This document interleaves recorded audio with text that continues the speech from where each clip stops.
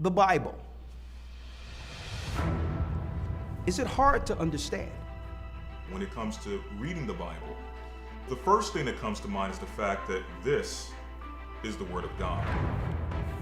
The seals have been broken, and the truth is here. And when we go throughout the scriptures, when we go throughout extra biblical records, we find that the language that God employed, that He used to create the heavens and the earth, was the Hebrew language. Christ said, I came for the lost sheep of the house of Israel. But yet no one, no religious leader, no religious church out there anywhere can now identify the 12 tribes of Israel. Can we? God is quite simple, but it seems as if man makes understanding Him hard. What are those mysteries? The truth of your book and the truth will make you free. The Hebrew and Bible Academy, you're invited.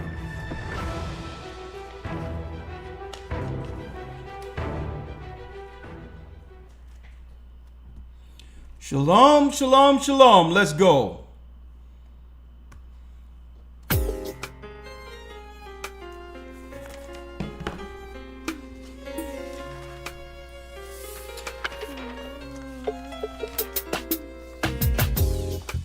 The East is where we're from. The 12 tribes of Israel. 721 BC, the Assyrian king, he took us down, we fell.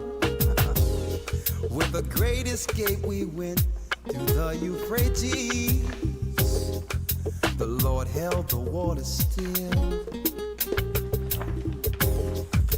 To a land where no mankind dwelt, we went. The 12 tribes of Israel. So we be Manasseh. Come on, hit the like button. We're getting ready. The Lord is calling back Israel. From Panama, the North American Indians, Simeon. Come on in. Boy, do we have a broadcast for you. Arabs and Africans told us at gunpoint. Together our wives and children then sold us. In the belly of these great ships we traveled and fed. By the rivers of Babylon we found our brothers here.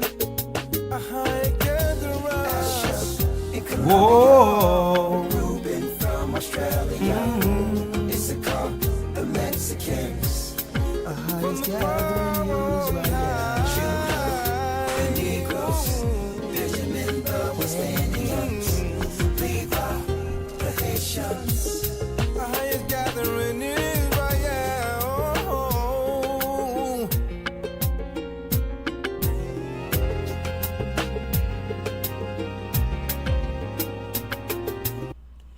That's right, brothers and sisters. The Most High's gather in Israel. I'm Elder Rawchaa of the Gathering of Christ Church, and as you can see, I'm still getting things together, books all over the place. But before I dive in, let me just ask, how are all of you doing? Are you good out there? Are you feeling good? In the right spirit? Yes? You're good? Sound? Visual? Is everything okay here? Yes? Sound, visual, everything is good? Yes? I want to check because I had to hook up this stuff and deal with any technical issues. That's why I'm a little late. I apologize for the tardiness here. Okay, we good. All right. So before I bring in Elder Lawya, first and foremost, let me say thank you all for being here. All praises be to the Most High.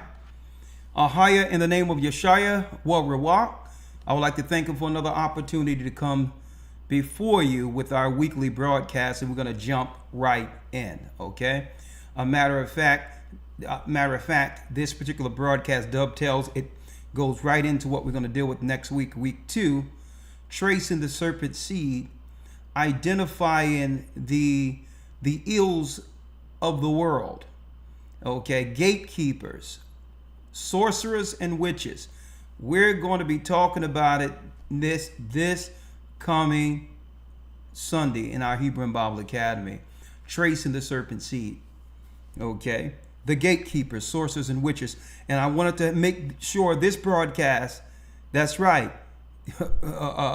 move right into where we'll be Sabbath, then Sunday. Okay, spiritual growth will be the whole emphasis of focus for this academy. So I'm gonna tell you, if you wasn't there for week 1, you missed a lot. A lot of new information came out.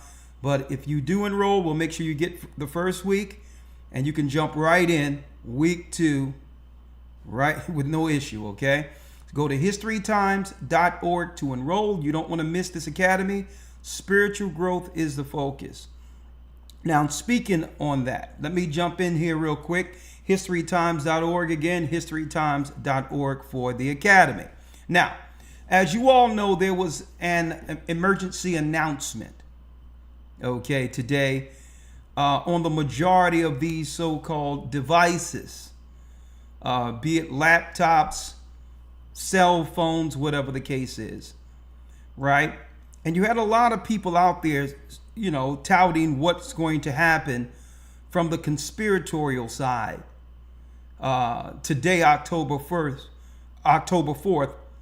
222, right?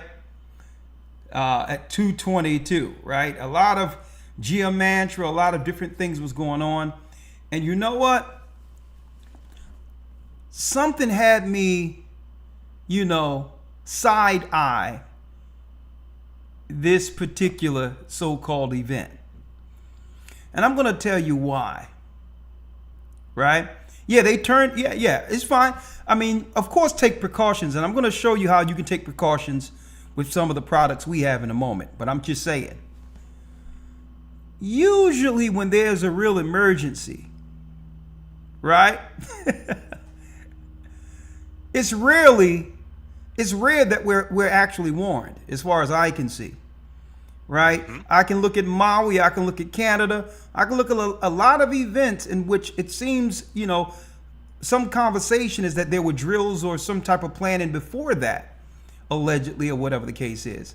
But yet no one got the warning when it was time. So usually when they're putting everyone in on something, I look at that at a level of skepticism. Right. I think about this, right? I'm like, is this some type of misdirection? Right? Right? Because sometimes it happens like that, where you're looking one way when you should be seeing something else. Right?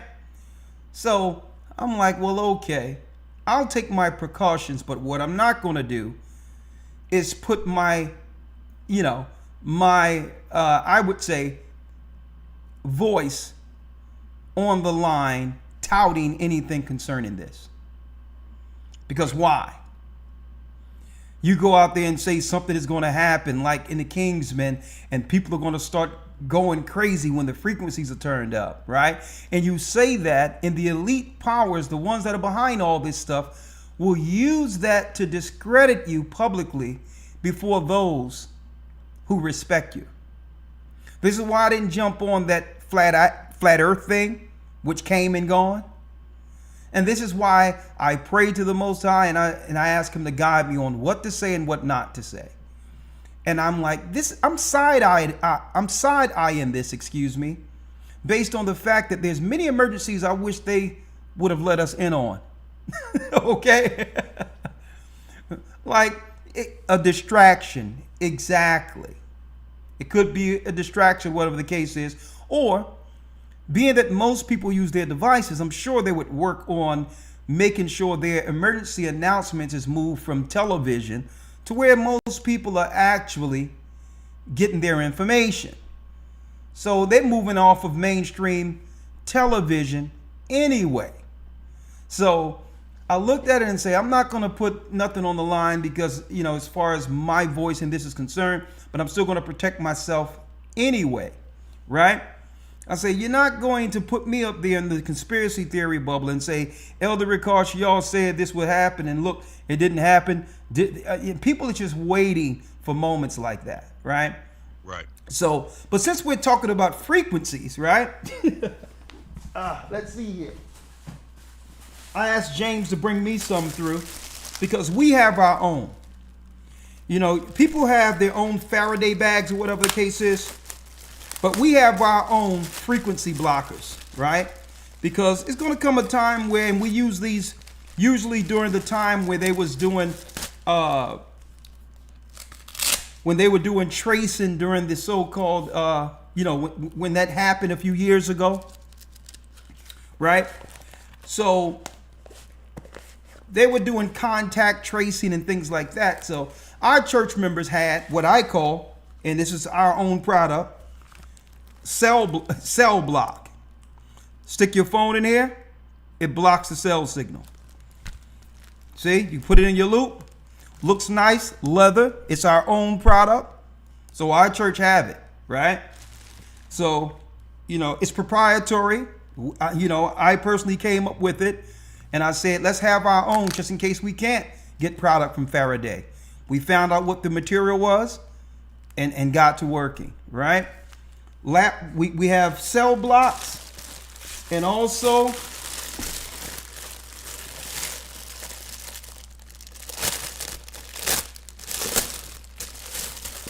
when I say proprietary, excuse me, the name we utilize, cell block and lap locks. These are trademark names. These are names strictly that we came up with. Okay. Because bags, you know, bags are bags. But, and here it is, cell blocks. You got cell block and you got lap locks, right? Leather, different colors. You throw your devices in, laptop, cell phone, boom, and guess what? You disappear, you know, as far as we know, right? But they work. They work, right? So let me put these to the side. You can always go to gatheringofchrist.org if you would like to get on this and get some of that product and make sure not only are you supporting the work, you know, sometimes you want to block your signal. We're being followed everywhere through these devices, but I digress. Now, jumping right in, go to gatheringofchrist.org, look under merchandise, you'll see it. Lap locks and what? Cell block. Okay. Now, jumping right in, since we're talking about frequencies, right? Frequencies and sending frequencies through the air. I say, yo, this is the perfect opportunity to break down what we need to talk about when it comes to frequencies, right? Overcoming Satan's frequency, 666 is our topic today. Okay. Oh, now some people might ask, well, what do you mean, Elder, overcoming Satan's frequency, 666? Well, he's the principality and power of the air, right? He used frequencies, right? Certain tones in the earth that actually gives off some level of vibration. And on top of that, it's a vibration of communicating on every level according to this earth, right? It's a form of control, mind control to some degree, and it works on many levels, right? And I said, how can I quantify this? You know, and break it down off the back of everyone talking about frequencies today, right? At 2:22 today, there will be an emergency signal so that all people can be linked in at one time in case of an emergency. Well, I said, let me go into the real emergencies and break down the real frequency that we should all adhere or be aware of. The frequency 666, right? Now let's talk about it. let's talk about it real quick. And guess what, folks? I'm gonna throw you all a curveball. This is going absolutely in an entirely different direction than any of you could think about this evening, right? Elder Lawya, are you with me? Where the Lawya at? Yes, sir. Shalom. Shalom, Elder Lawya. Elder Lawya in the house. Shalom. Elder Lawya, we wrestle not with flesh and blood. Let's get it real quick in Ephesians. Yes, sir. Let's go to Ephesians 6, and let's also go to, we're jumping right into this. Let's go into that power of the air, right? Let's go to Ephesians 6 first, right? Let me know when you have it, and I'll show everyone same time. We're in the Bible. And for those who don't understand it, we'll be open for you to ask questions. If you don't understand it, if you don't believe it, you can call in and we can do our best to give you some insight to why we should be pointing to the Bible in these last days for understanding. All right? Or you'll be at the behest of Satan's frequency. Right? Let's go directly here, Elder Lawya, if you will, jumping right in, wasting no time at all. Right? 1 second. Oh, I think I disappeared here. 1 second. Let's see. Let's see here. Okay, here I am. Yeah. Okay, there I go. All right, Elder Lawya. If you may, please, hold on. Let me get this together. Bear with us, folks.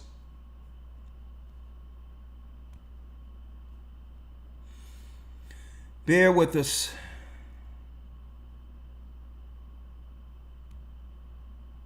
There you go. Elder Lawya, Ephesians 6 and 12. Let's read it. Yes, sir. Ephesians chapter 6, verse number 12. Hold on. Read it. Yes, sir. For we wrestle not against flesh and blood, but against principalities, against powers, against the rulers of the darkness of this world, against spiritual wickedness in high places. Against spiritual wickedness in high places. Okay. Like I said, in the academy, we'll be going into what? Spiritual understanding, spiritual warfare. All of that we'll be talking about in this academy. We have to realize this war is deeper than just the surface. It's time for us to dig way down, go into this and understand how to expose the controllers and how Satan works on earth through people. Through people, through corporations, through certain circumstance, through disagreements, right? We wrestle not with flesh and blood. It just turned out that at the end of it, once Satan works, it's flesh and blood at war with one another. Not realizing the forces which led to the war. We're going to talk about it, right? Read 13. Yes, sir. Verse number 13. Wherefore take unto you the whole armor of God, that ye may be able to withstand in the evil day, and having done all, to stand. Wherefore take unto you the whole armor of God. That means there's what? There's protection. If you understand the war. If one understands the war, there's protection. Armor. Not to say that you're not going to get hit. Not to say that, the battle isn't going to affect you. But if you got armor, you can stave off what? The fatality. You can stave off the injury that'll what? Take you off of the battlefield. Armor is what? Sometimes it get dent. You right? Something hit you and it dent, but guess what? You're still intact. Right? So this is not to say that what? That the battle isn't going to affect you. Right? But you have to put on the armor to understand, to withstand in this war. Let's go to the principalities and powers of the air real quick, Elder Lawya. Yes, sir. Verse number 12. Read. For we wrestle not against flesh and blood, but against principalities, against powers, against the rulers of the darkness of this world, against spiritual wickedness in high places. Against spiritual wickedness in high places. So now what we need to do is to identify their tactics when it comes to their frequency. And today we're going to break down what? 666. Satan's frequency. How is that used within the earth? We're going to talk about it, right? One moment. Elder Lawya, let's get Revelation real quick.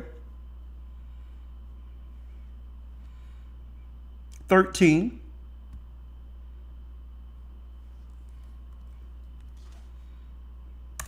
If you will.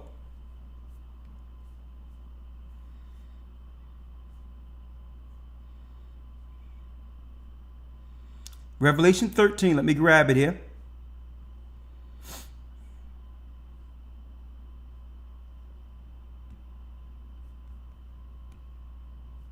And before I get that, let me read this real quick, Elder Lawya. How you doing? Hit the like button. We're jumping right in, right? It says in Ephesians, the 2nd chapter, the 1st verse. And you have he quickened, who were dead in trespasses and sins. Remember that. Because this is what gives us the power to overcome. Those who have recognized their sins, been baptized, and now know and understand how to battle against those forces which binds us, which places us under sin's subjection. Wherefore in times past, how did we walk? We walked according to the course of this world, according to the prince of the power of the air, frequency. The spirit that now worketh in who? The spirit that now worketh in the children of disobedience. So the children of disobedience, those who are subjected to sin, is under Satan's frequency. Right? Now, Elder Lawya, jumping right, let's get straight to it. Right? We go into the beginning, we go into the end, Revelation. But really, we go on to the end, but it's the beginning of breaking down this frequency this evening. It's going to shock a lot of you, brothers and sisters. Let's go straight to the book of Revelation, Elder. Yes, Revelation 13. You got some people out there using theorizing on what the mark of the beast is. Right? We're not here for the theories. People can think what they want. Right? But at the end of the day, folks, let me tell you, the majority of people who fell victim to the last world emergency probably are the same people who are going to take the mark of the beast. There's a great chance those same people who were tricked under Satan's frequencies before will fall for it again by not realizing what is the mark of the beast. Some people out there theorizing claim that the mark of the beast is a feeling. The mark of the beast is, some people say that it was the injections. And I told people, no, that's not what the mark of the beast is. Right? Some people claim that it's working for the government. Simple as the day is old. And they're too proud to learn. So the majority of people, if they've actually, and I pray that people live through what just happened, if they, receive the stuff, right? I pray that people live through that. No one wants to see anyone harmed, but all in all, it's a mental thing. And those who fell prey to that will probably, if they live through that, take the mark of the beast. And I just pray that brothers and sisters stand firm, stand strong with the next test. Yet I digress. Let's go straight down to Revelation 13, Elder Lawya. And I'm going straight to the end of this, the 18th verse. Here is wisdom. Yes, sir. Revelation chapter 13, verse number 18. Yes. Here is wisdom. Let him that hath understanding count the number of the beast. Count the number of the beast. Read. For it is the number of a man, and his number is 603 score and 6. 603 score and 6. 666. What exactly does that mean? The mark of a man. What man? And where have we seen 666? What man would be pushing Satan's frequency in the earth as a form of control? Keeping what? Don't forget, folks, Satan control those who are the children or under the spirit of disobedience. That means these are people who revel in rebellion against God's law. Right? Now, let's talk about it real quick, right? We're not wasting no time. No dead air tonight, right? Okay. Let me first here extend this a little bit. No dead air here. We're going to jump right in. All right. No messing around tonight. Right? Elder Lawya, last week I talked about this is wild. I discussed how when I was a young man growing up in UPK and asked one of my respected teachers, how can I grow, I would say, quick in the spirit to get to the degree they are to be able to teach and help the Most High's people, only to be responded with, well, first and foremost, I should find a 6-pointed star or draw some 6-pointed stars and put it in the four corners of my home. Right? I never understood, Elder Lawya, where he got that from. Right? Elder Lawya, you know, it's deep because when you begin to speak and think on things, the Most High brings resolve or answers. Out of nowhere, that came to thought in the midst of my conversation last week on the broadcast. I had no idea when I spoke that the Most High would give me an answer to where he got that from. Right? Now, Elder Lawya, I'll tell you, as well as everyone else, when I broadcast or when I go into the news and give my spontaneous observations or commentary or analysis, I rarely, if ever, discuss what the topic is going to be on the Wednesday broadcast to Elder Lawya or Sabbath. Right. Lawya tell you that. It's not as if I sit down with Elder Lawya and say, Elder Lawya, this is what I want to talk about today. Now, on rare occasions, I've done that, but that's the serious exception to any rule. The majority of time, I call Elder Lawya and say, Elder, you ready?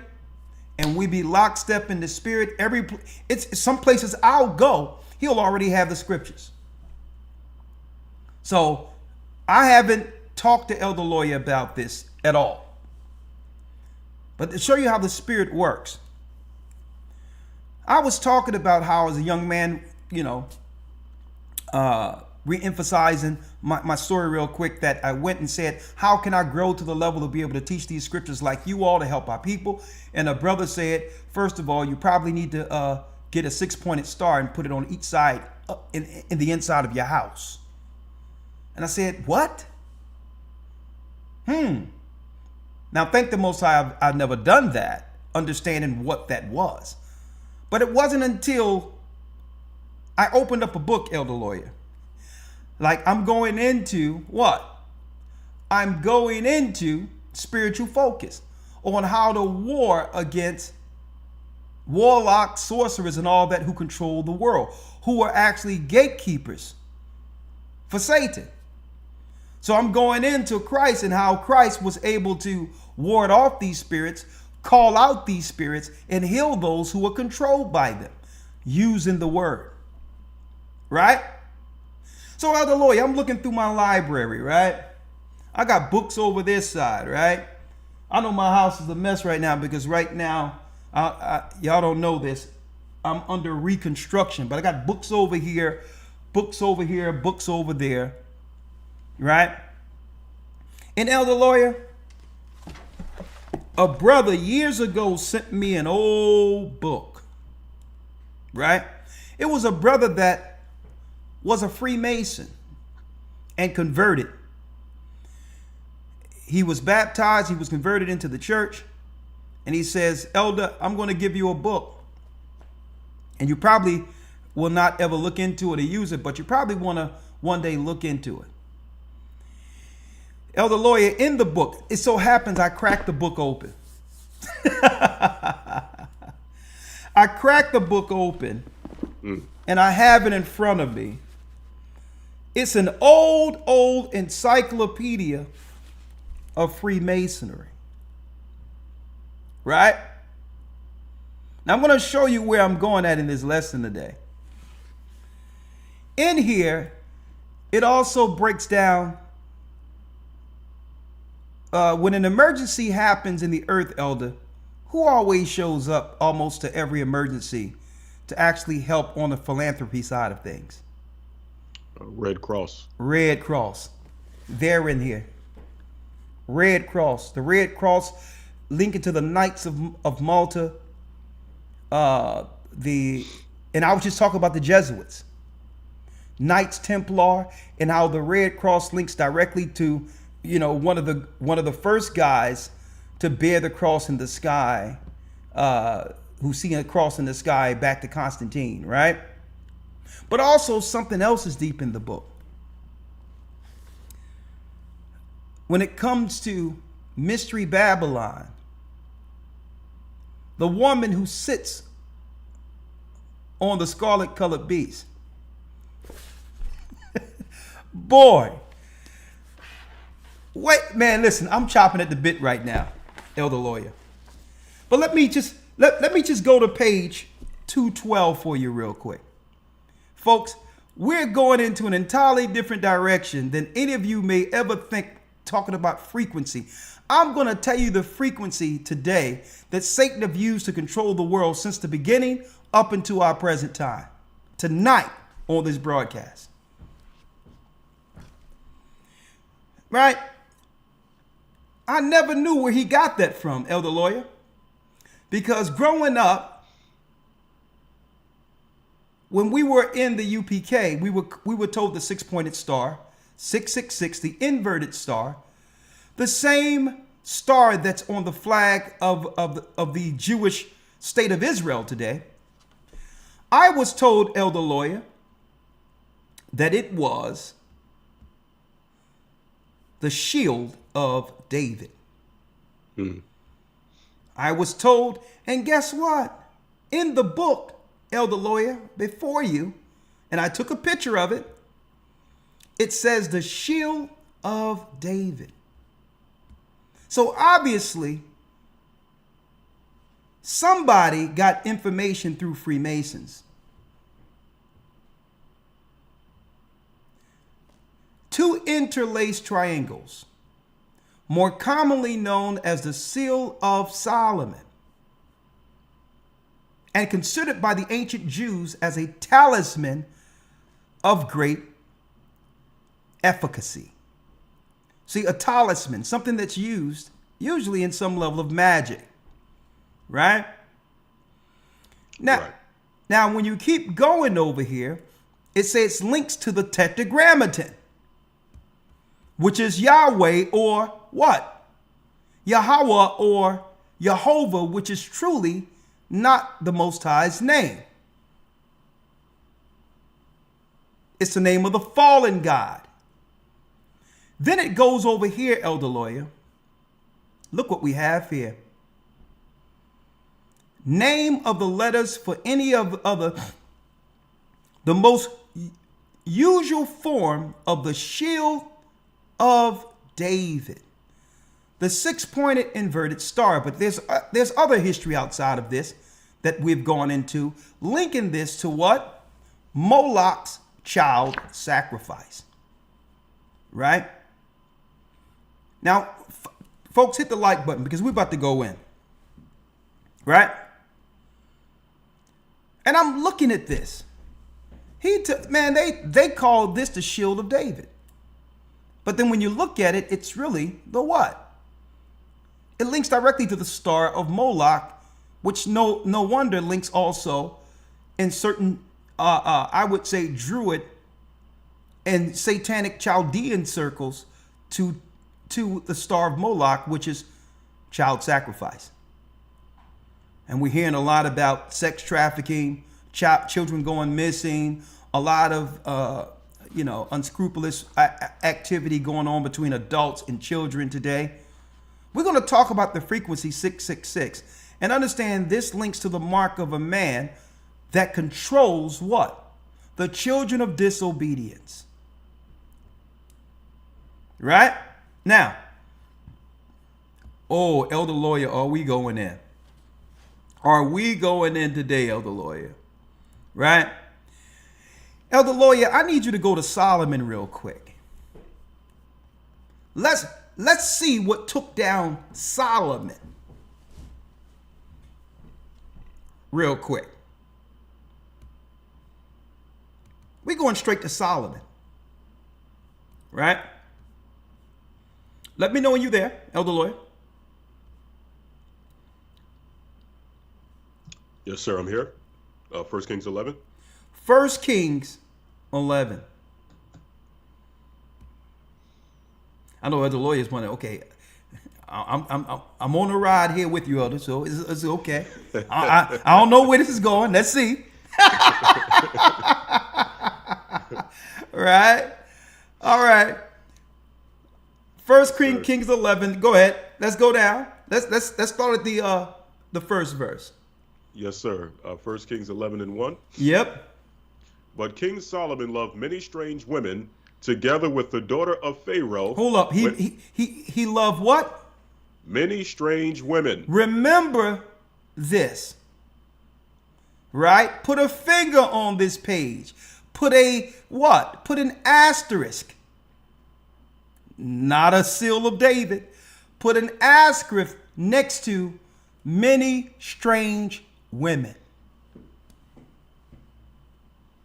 Right? Read. Together with the daughter of Pharaoh, women of the Moabites, Ammonites, Edomites, Zidonians, and Hittites. Read on. Of the nations concerning which the Lord said unto the children of Israel, Ye shall not go into them, neither shall they come in unto you, for surely they will turn away your heart after their gods. Solomon clave unto these in love. Solomon clave after these women in love. When the Most High God of Israel warned him over and over and over and over again. Now we're dealing with the frequency of 666 here. The talisman. Solomon started doing what? He started operating and setting up temples to Moloch, which led to even our children being sacrificed or given to the priesthood. Huh? Listen to what we're telling you here. Solomon went off. So that brings us to our topic today. How does Satan control the world through his frequency 666? You've always done it. What is this frequency? Elder Lawya, let's get the harlot. Yes, sir. The harlot who rode the scarlet colored beast. Let's get there real quick. Folks, you talking about misdirection. You talking about taking something lightly, looking in the wrong place. I got more coming out of this book tonight. And this is one of the oldest books that you can find when it comes to the encyclopedias for Freemason. The Red Cross, the Knights of Malta. Every time, folks, listen, when Red Cross pops up, Esau with an agenda is there. And a lot of what I'm talking about right now goes down. But that's a whole nother topic I can't even go into. I want to stay strictly on path, breaking this down. Elder Lawyer, let's go to this scarlet colored beast. And remember, brothers and sisters, Solomon sinned. He fell. The kingdoms were split in two based on Solomon linking in with strange women. Right? Now, Elder Lawyer, if you will, let's now go to the book of Revelation, chapter, Elder Lawyer. We're going to start in 17:1. Revelation 17:1. We're going into this frequency. Follow us and follow us good. Someone says there's a movie called The Talisman and it involves frequencies. Exactly, folks. People are getting controlled a certain... Guess what, folks? People are getting controlled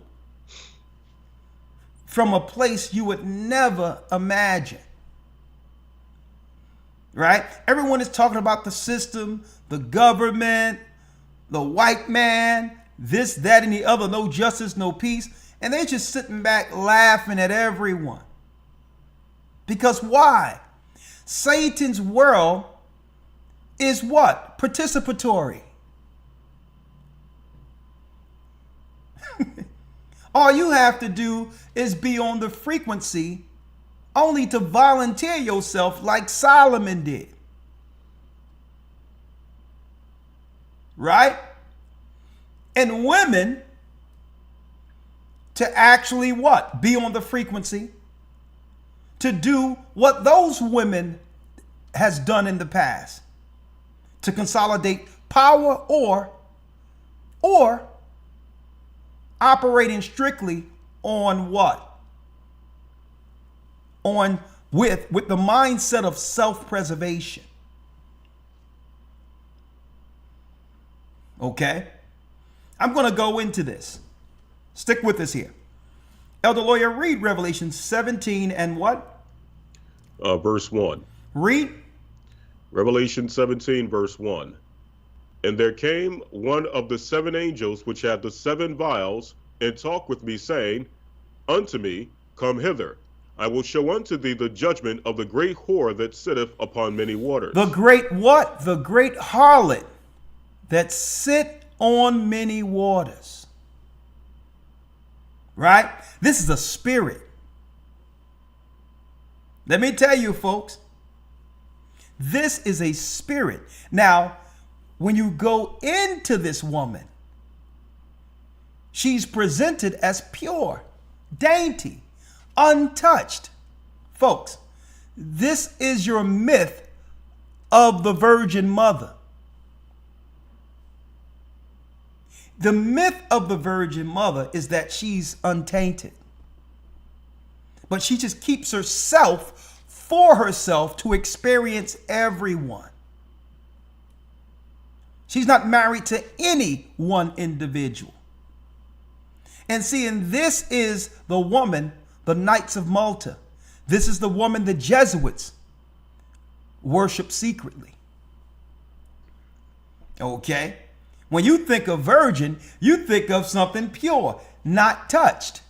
This is, they hijack Mary and try to make her one of these.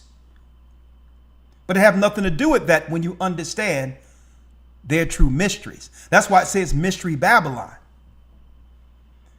She's not a spirit that's dainty or pure, right? Let me show you her. She, just a little small picture of her. She's not innocent. She's just available. See? See, she sits on many waters. Right? So it's not as if she's not doing anything, right? She's just unattached. Listen to what we're about to show. I'm going to show y'all something here. Right? And guess what? That's the woman all women who are in rebellion follows. That's the woman that all women who are in rebellion follows. That spirit that sits on many waters. And guess what? That's the woman men fall victim to over and over and over again.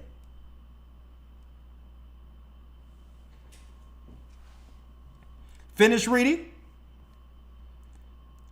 Yes, sir. 2. Verse number 2. With whom the kings of the earth have committed fornication, and the inhabitants of the earth have been made drunk with the wine of her fornication. Read.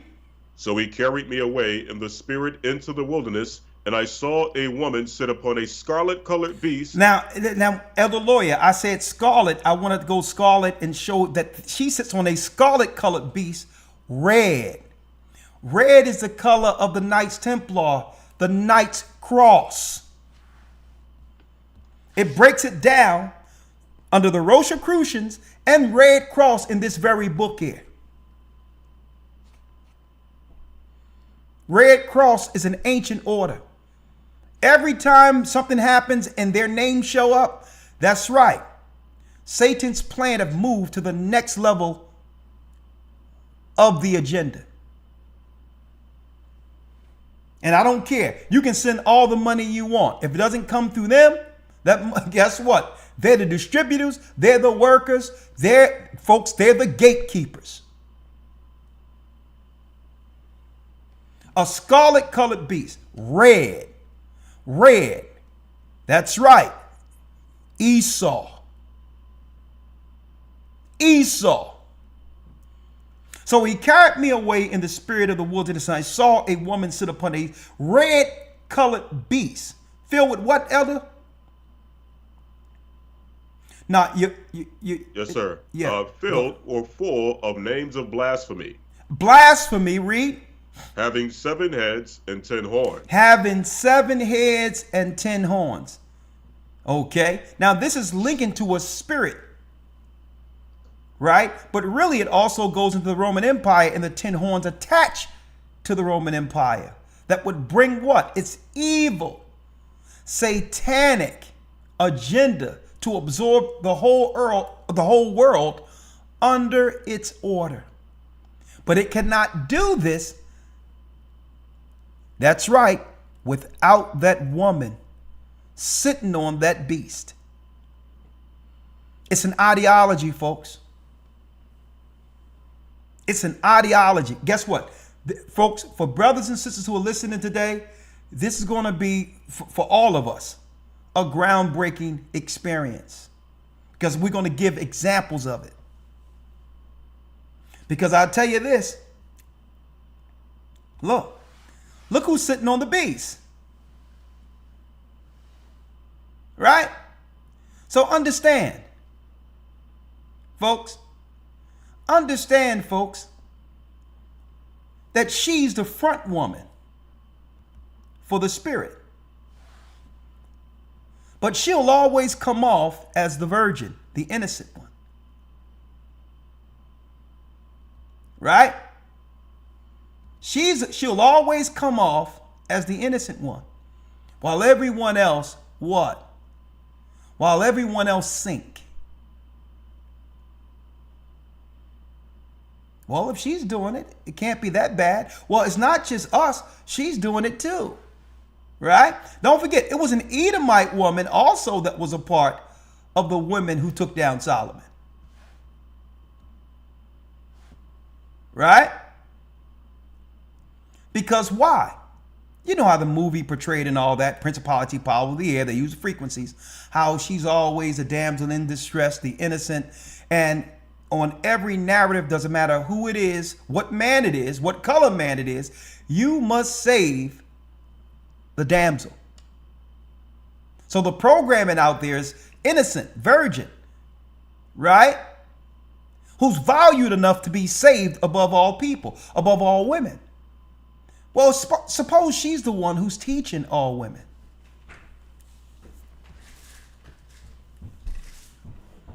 Whoa, we need to pause right there. Let's pause for it, because all the other women are going to take the shrapnel. They take all of the destruction that comes from the ideology of the woman. Right?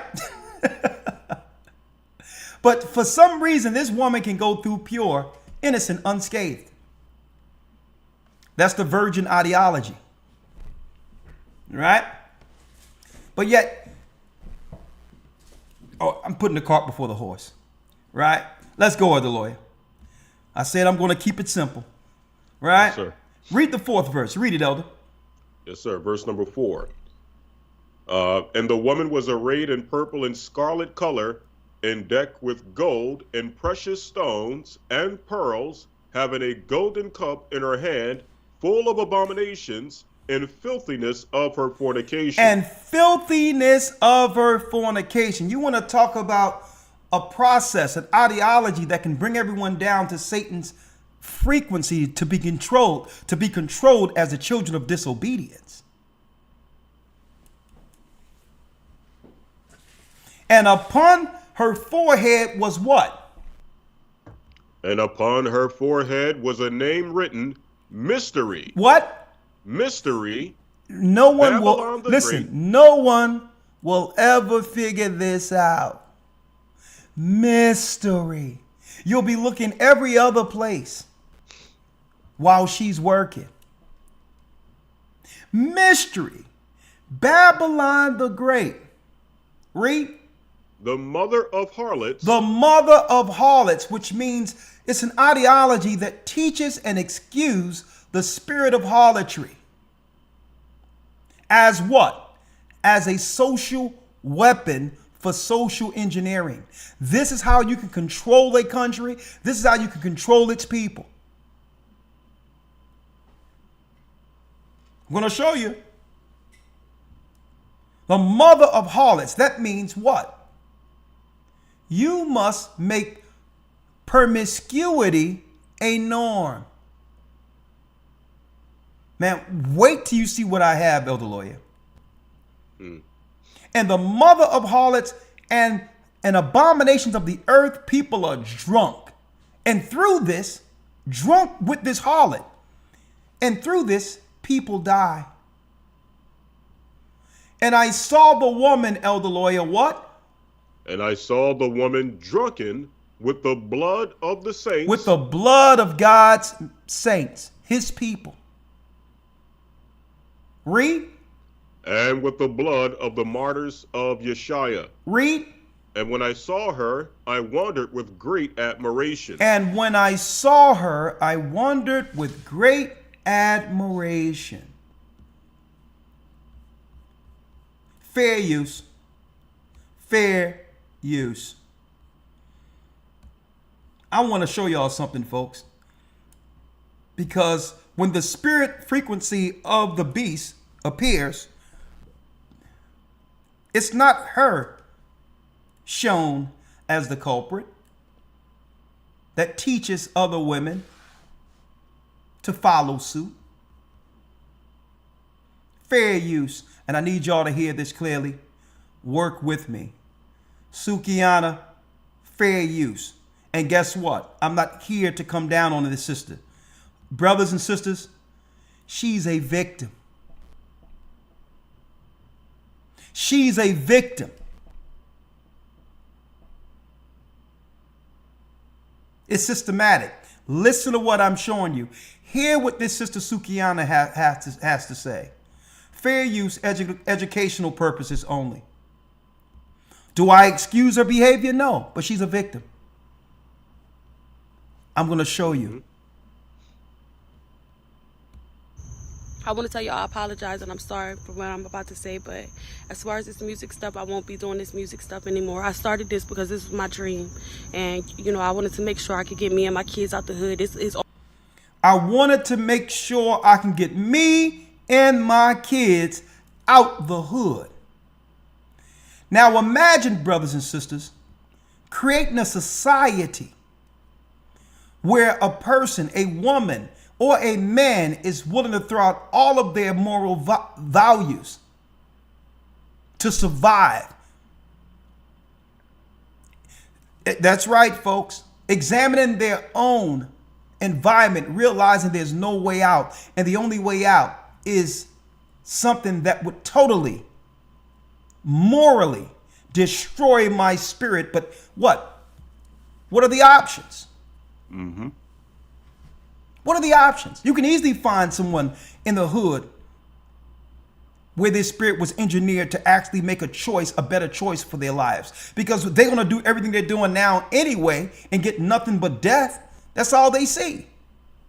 So if I got a choice, if she's feeling, if I have a choice to do this and die doing it, or dying at making money, and have an opportunity for my children to have a better way, why not follow the frequency? What frequency? Fair use. I'm going to play it all the way through. I want to tell y'all I apologize and I'm sorry for what I'm about to say, but as far as this music stuff, I won't be doing this music stuff anymore. I started this because this was my dream, and I wanted to make sure I could get me and my kids out the hood. It's always been my passion to rap. A while ago, I had signed a contract and I didn't know nothing about the business or this game out here. And just right now, I'm realizing that I signed my soul. I sold my soul to the devil. I signed myself to the devil. I don't even own myself no more. I sold my soul to the motherfucking devil, and I done prayed. I prayed and I prayed and I prayed. It's just like, I don't know if God can get me out of this, and it's just like to the point where I don't even know, like, I can't. I just want to say I'm sorry to my fans. I know y'all love me. I know y'all believe in me, but I can't. I didn't know what I was doing back then, and I lost passion. I don't even believe that. I don't even believe in myself no more because of what I did. I did not know the game was like this.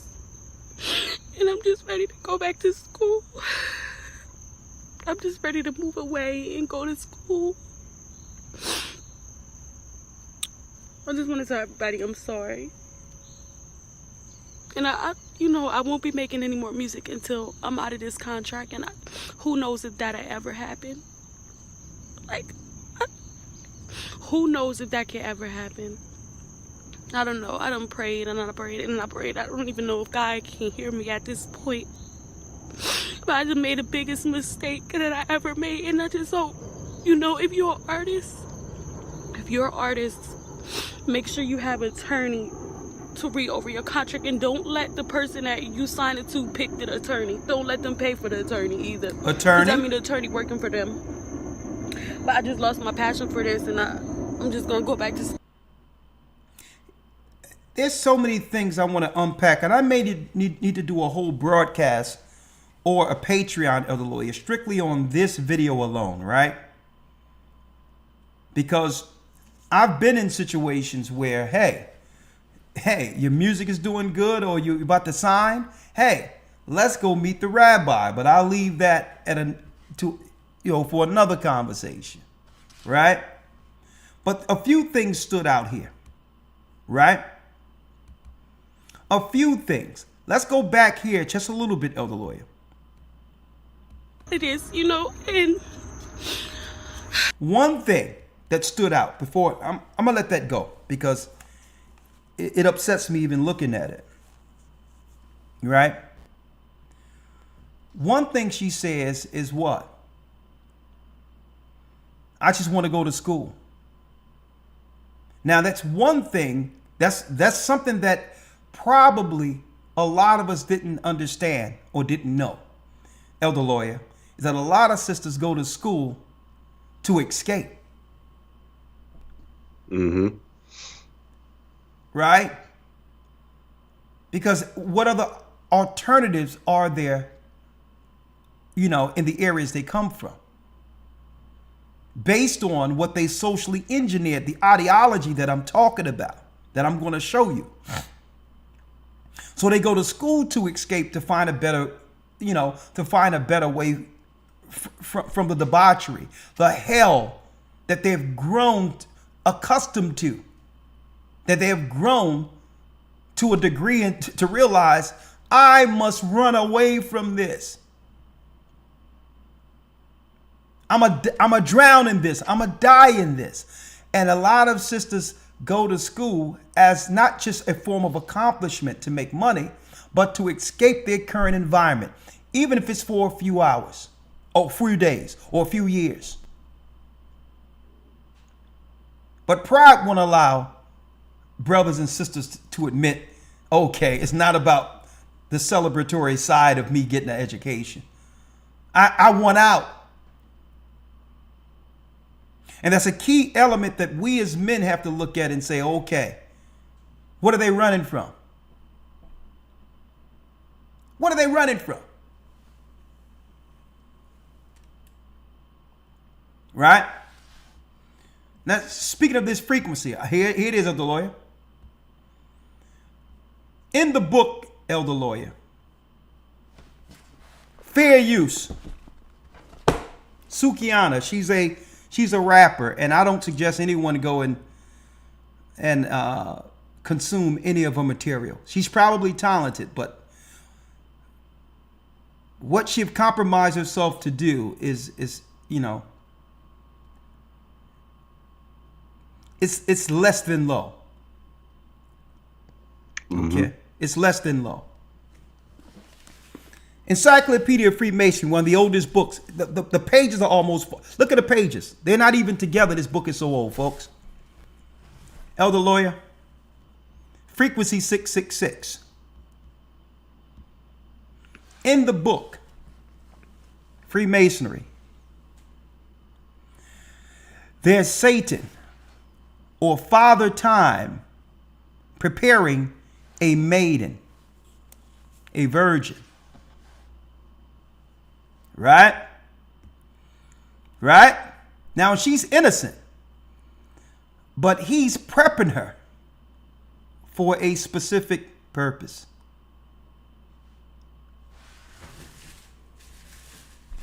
I'm gonna stay there for a second. She may have an innocent outlook on life.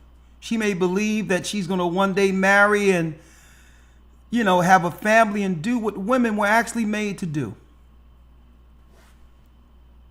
But the angel of death, it's in this book, folks.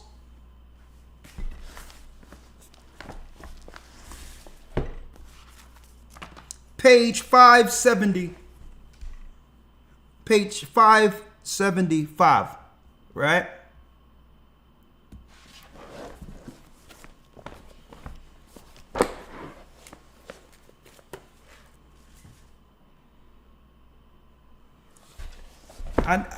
Elder Lawya, I didn't even pick up the book until a few days ago, really. And I couldn't put it down because it connects so many dots to what we see today in the earth and the agendas these gatekeepers are actually pushing. To be able to break down the mystery Babylon. Listen to this clearly. Listen what I'm showing you here. She's getting prepped. She had aspirations. She wanted different than the rest of the women or the rest of the girls who didn't get an opportunity to do what most women desire to do, is to have a husband, family, take care of the house, raise the children. But yeah, there's another plan. What's the plan? At the end of time, Elder Lawya. Now here's an artist's rendition of the same thing, of what she becomes.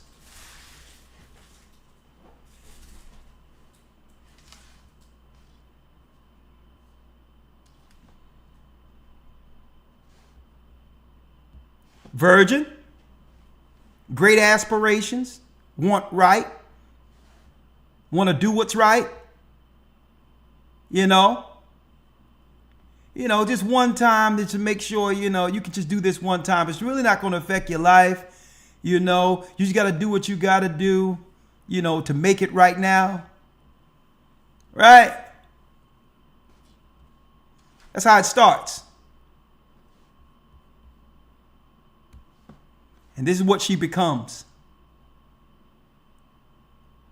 The controller at the end of time.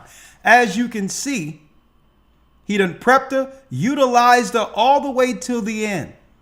And as you can see, at the very end, the sand is almost what? Fully dissolved in the hourglass. Mystery. I have more, Elder Lawya. Hey, this thing is going to take many twists and turns. Many twists and turns. I can't even show this one, Elder Lawya. Warning. 18 plus only. A woman walks into a Houston restaurant only wearing socks and shoes.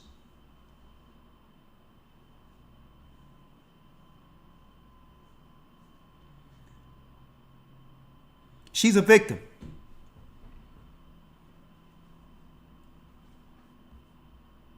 I can't excuse it, but she's a victim. Fair use. This was actually, Elder Lawya, taken by someone's cell phone a few days ago. Fair use at an airport. Standing in line at an airport. Fair use. Only in the airport, Spirit Airlines. The half naked. Mother, what this is going on in 2023? Lord, give me strength. I say no draws. Only in the airport, Spirit Airlines. The half naked. Mother, what this is going on in A passenger was floored by a woman who appeared to be half naked while waiting in a line at a flight out of Florida. 2023. Lord, give me strength. I say no draws. No draws, y'all. What this is? No draws. I wonder if Spirit gonna let this happen today. Spirit, you gonna let this happen? Spirit? Y'all need to ban some. This ain't right. She have on no drawers. I wish I could have catched the front, Lord. No drawers. Look at the woman. Look at the woman. What the Guess who posted that, Elder Lawya? New York Post. The media is promoting this, right? New York Post. I wonder who's behind the New York Post. Right? Elder Lawya. 666. 666. When you look it up, it's the Greek word hex for spell. Right? The Greek prefix is hex. That's what people use it for, spell. The Latin prefix, Elder Lawya, sescenti, sex agenta, sex.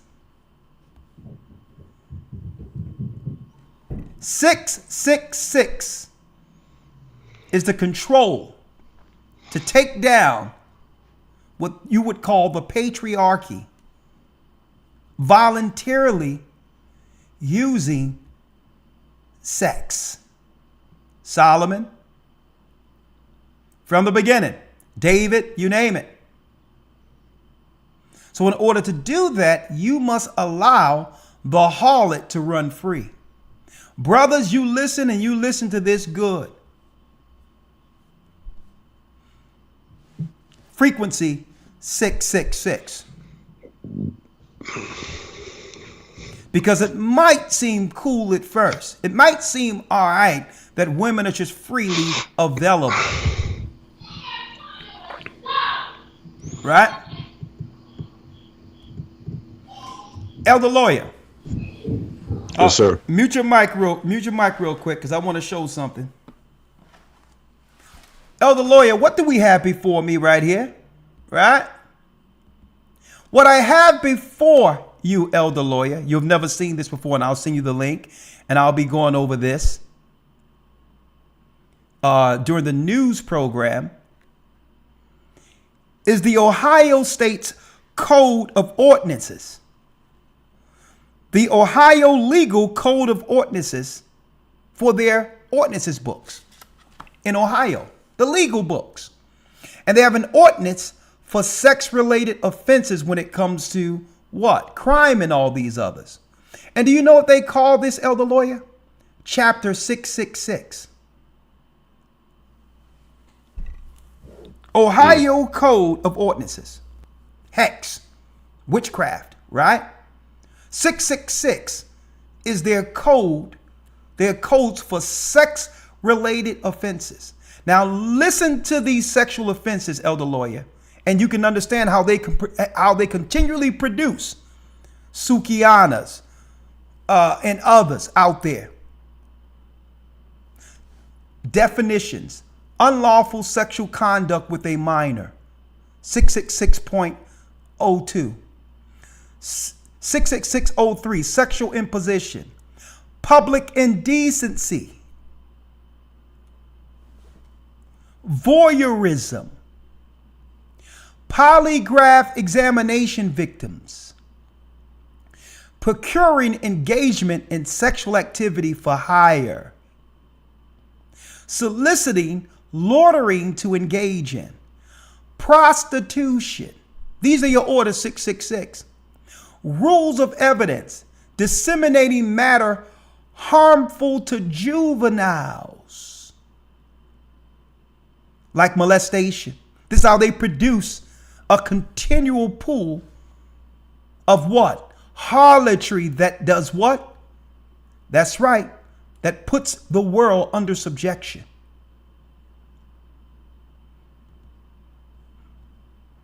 That puts you under the children of disobedience so that you can be controlled by the frequency. Disseminating matters harmful to juveniles, displaying matter harmful to juveniles, deception to obtain matter harmful to juveniles. Right? When you go all the way down, unlawful advertising of massage, non-consensual dissemination of private sexual images. On and on and on. Sentencing for sexually oriented offenses, sexual predators, registration. All of these sexual ordinances are what? Sexual conduct. 666. That's Satan's what? That's his secret sauce. That's what he used. Because you can get through anything, any society, win any war by using his secret weapon.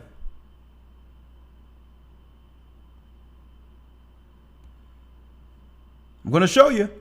It's in the book. Prepare the young maiden before she had an opportunity to fulfill her true desire. No. Don't let her attach to a husband immediately after a father. Let me prep her for the world to be utilized so that I can keep the whole world under a certain frequency.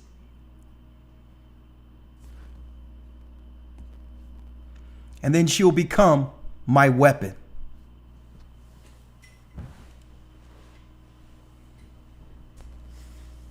Man, hey, Elder, wait till you see what I got out of this book. They've been telling us the whole time. See, it's one of the hardest, I would say, social weapons to overcome. Because how do you attack it? If you attack it or try to come at its evil, you're a misogynist. Or if someone that's holding this spirit becomes, just say if you come at this spirit who's causing danger, you're abusive. If this witch right here takes a posture of aggression, then she's automatically protected by switching from that to the damsel in distress.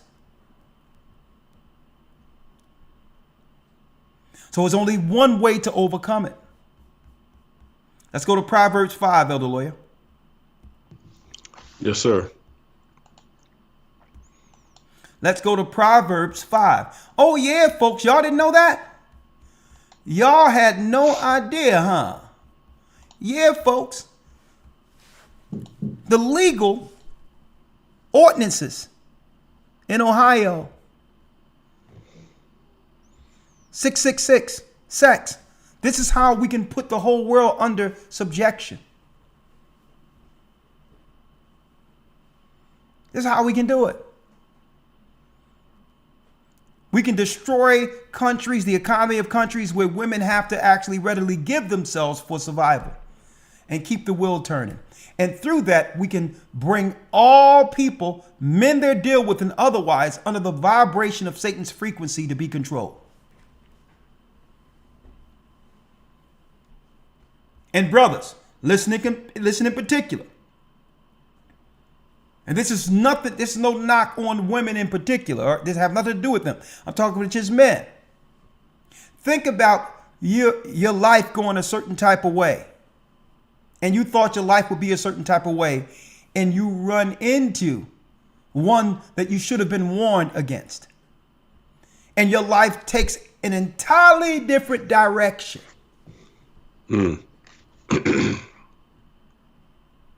Right? The good girl that you should have been with takes what? Takes patience. Right? She's not ready available like that. Right? It takes some level of morality and commitment. But the easy woman is easy. And you take what? The role of less resistance. And what happens? Your life is turned into total Hades. You look at your life later and said, well, hold up. You can't even point to where you began to veer off. Because the last place you're going to look, because we're taught to never blame women for anything. But you know what? It's not her fault.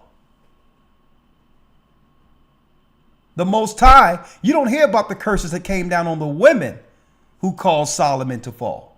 You hear about Solomon's curses. So what brothers have to do is to do what? We're going to show you. You have to up your standard. You have to up your standard, and you must have a standard of morality according to the Almighty. Because it's easy. You can jump into a DM right now. Or a DM there, or DM there, whatever the case is. But folks, what they're not telling you is how that lowers our connection. Okay? It darkens that connection the Most High has with us and communicating with us regularly through the Holy Spirit. Because Satan is going to always produce this. He created third world countries so that young girls, no sooner as they begin to sprout, it's in their culture to go out on the strip somewhere and begin to make money for the family. This is the system Satan created, where women, and guess what? Women don't want to do it, but they can excuse themselves if they can say, what? I'm not the only one doing it. Right? As long as the groundwork is laid where there's no shame attached to the action. So if you get the majority of society in agreement with it, right? And I'm going to show you how dangerous this is. The harlot, sex. Because what happens is the government says, well, okay, we'll take care of the woman because the child becomes a sacrifice to the system. This is an organized priesthood. That child by default is going to fall under the priesthood of Moloch. And that's where your six-pointed star comes in at. Right? That's where your six-pointed star. Because why? The gatekeepers already have the system in place for children who are out there as orphans. That's not the definition they're giving you, folks, but that's the true definition of a family, of a household without a mother and father together. A whole society of orphans. And Babylon understand how to, don't forget, orphans are what they targeted for MK Ultra. So in order to do that, you separate the man, do what? Give housing and provisions for the woman so that the children can grow up as orphans. And 9 times out of 10, these women are what? They're assailed. They sleeping at night, family members, uncles, cousins, the mother's new boyfriend, and all those things are kept quiet. But then that creates a whole new girl outside of what the Most High intended. And they keep it quiet for a long period. But guess what? That's the plan. Then the boys get touched. And they become a part of the Moloch sacrifice. And now, as time grows, they become a whole constituency of what? You got it. Abused children who are now adults. Utilized by the gatekeepers to bring forth Satan's agenda. Mystery. The harlot who sit on many waters. They grow up, they get educated, and now they're under the frequency of Satan to do what? To bring forth Satan's will as his taskmasters.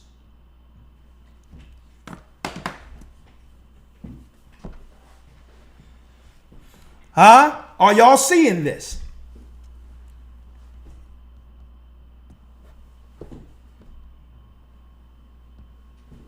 Elder Lawya, let's get Proverbs 5. Yes, sir. The book of Proverbs, chapter 5, verse number 1. Answer. How do we answer? We answer with wisdom. Because mystery isn't just an empire or a government, folks. This harlot comes with an ideology that targets women, girls.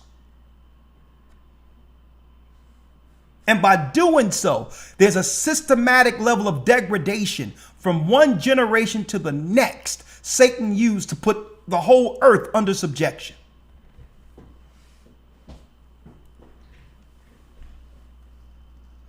Let's get it. Yes, sir. Proverbs. Yes, sir. Proverbs 5 and 1. My son. Hold on. Let me grab it with you, Elder Lawya. So let me tell you, when you see it, all the single ladies,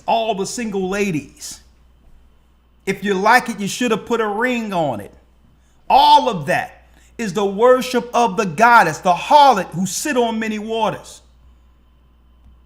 She's not a virgin. She's not innocent. It's the goddess. It's the Madonna, the secret goddess that was worshipped under Mithraism.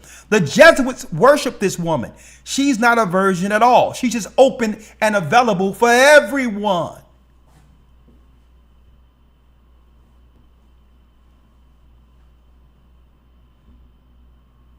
Understand that it's an ideology that Satan used to control, to put everyone under his vibration.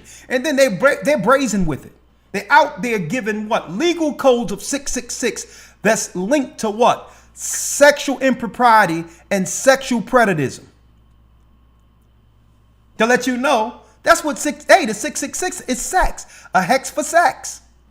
And by doing that, it puts the majority of the earth on a vibration where you're off the path of the Most High and you're being moved into an entirely different direction outside of what you thought your life would be.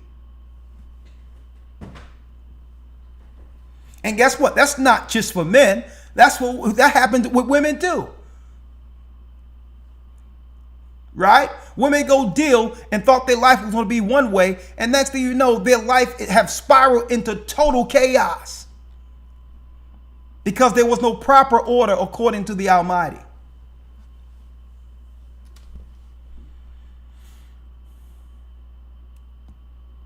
We live and learn, right?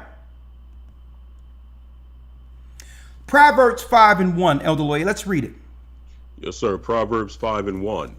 My son, attend unto wisdom, and bow thine ear to my understanding. Read.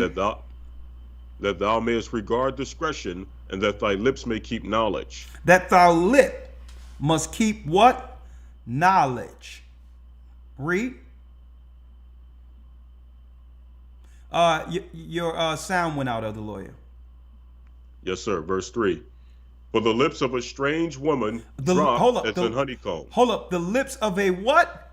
Of a strange woman drop as a honeycomb. For the lips of a strange woman. What took Solomon down? Strange women. Drop as an honeycomb. Read. And her mouth is smoother than oil. And her mouth is smoother than oil. Read. But her end is bitter as wormwood, sharp as a two-edged sword. Her feet go down to death. Her steps take hold on hell. Her steps take hold on what, Elder Lawya? On hell. Her steps take hold on hell. Satan prop her up and all of that. Elder Lawya, I was checking out what's going on in some of the areas my people grew up in Philadelphia, man. And it's painful to see. What's painful to see? I looked around,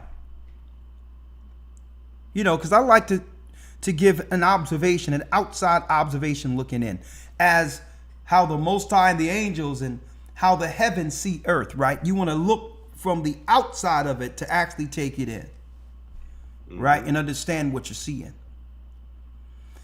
And brother, it was painful. And I looked around. Every woman has sought to have the same image. And I'm just checking out the girls and everybody walking and I'm like, there's no individuality. Everyone has taken on the same image. And it's not just the women who have taken on the image. The men who've always wanted to be women has taken on that image. And they don't even know. They think they're individual. They think they're different than everyone else. And if you talk to them, they'll say, if even you conversate, you hear them talk, well, I'm not like everyone else. But looking at it from the outside, you look at all of these people, they're the same people. When I grew up, there was some type of individual spirit that made every person special or different. A distinguished spirit for every individual. Whether you accept it or not, whether you loved it or not, guess what? People were satisfied with who they were. They weren't trying to morph themselves into something else. And it was sad. It was sad. They're all obtaining something. But on top of that, the sad part about it is they're all covering something. Of course, we're too proud to say some of the actions and some of the things we've experienced growing up. But their individualism is gone and is being covered by something. But no one have quantified what it is. Satan have engineered a system to break up families so that what? The majority of people that are producing the earth now are victims. Okay? They're going through much pain, abuse, all of this, and it's systematic, and they're willing to pay to keep pumping out generations of people like this.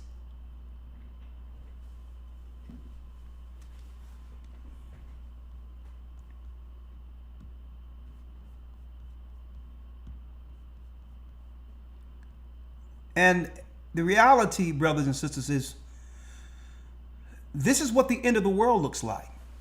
Because there's no recovering. There's no recovery in our society or anything that we've had. I believe my generation is the last generation who've actually seen any level of normalcy when it comes to what a family should look like and what respectful roles look like. There's no recovering it. Okay, it's just only thing we can do is be like the Matrix and go in and save those who want to fight on the right side of the war.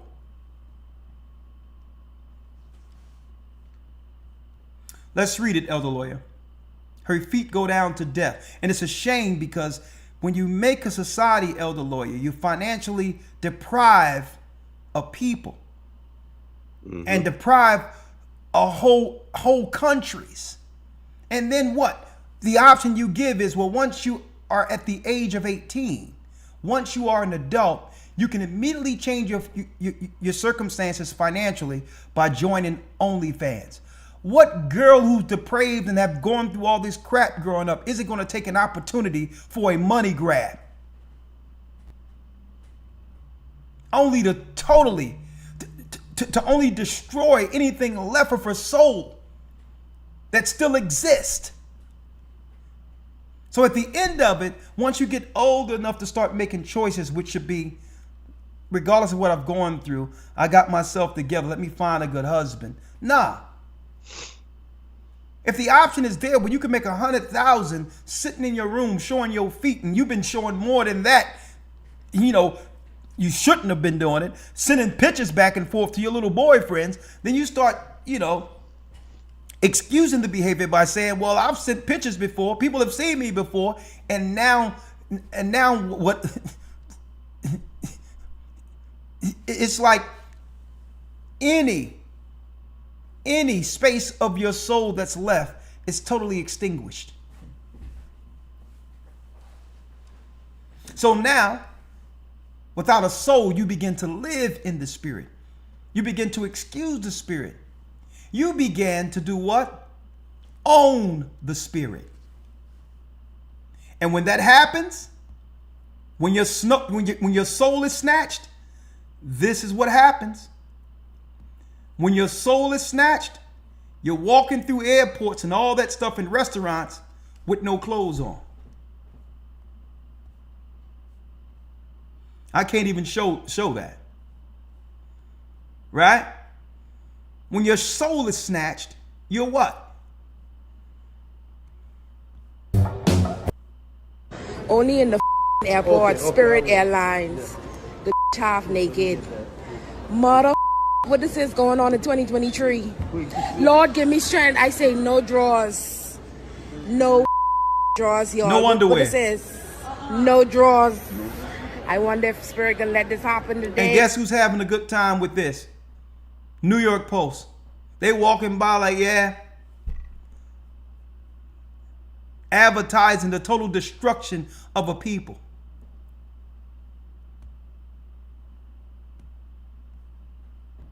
Not showing you that this was what? This is a plan. Folks, this comes directly out of the book. The Encyclopedia of Freemasonry, for those who missed it, where Satan holding a what? A sickle here. Father Time, preparing a maiden to get married to the world. His secret weapon. She's going to start off totally innocent, but by the time he's done with her, she'll embrace her darkness.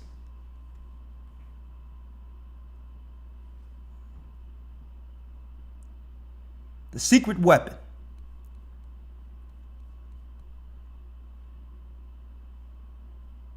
Hey, I hate to be so straight and blunt with it, folks, but here's the reality. We can't fluff this up. We have to stop treating it or sticking our head in the sand as if the world that was created to destroy us doesn't exist, that gatekeepers don't exist. This is organized destruction that I'm reading from their own record on how to socially engineer a world into accepting their own death. Mm-hmm.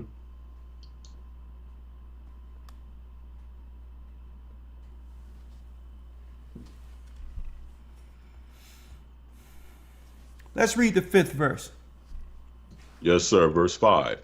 Her feet go down to death. Her steps take hold on hell. Her steps take hold on hell. It's to a point now where what? I don't have anything to lose anyway. I grew up, I wasn't protected. I don't know what a family looked like. Anytime someone wanted something from me, it was me what? It was me volunteering my body. That's the only time I felt accepted.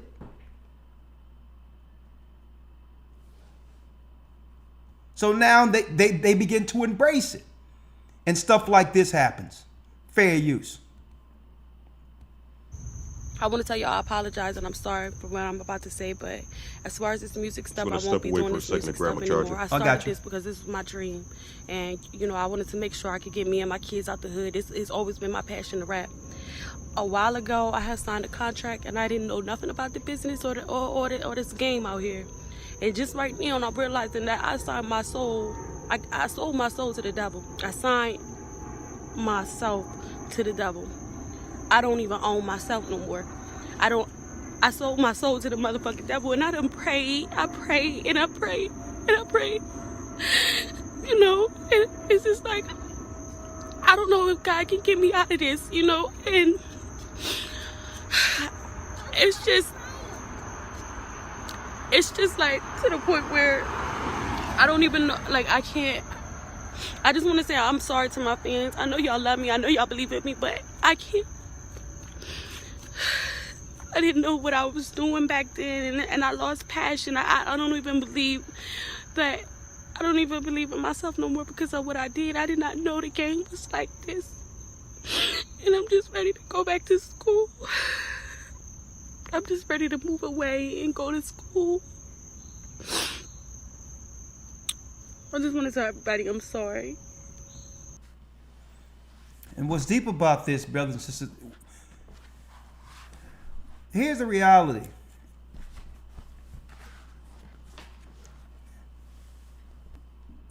These are God's people. These are the children of Israel. These are the children of God.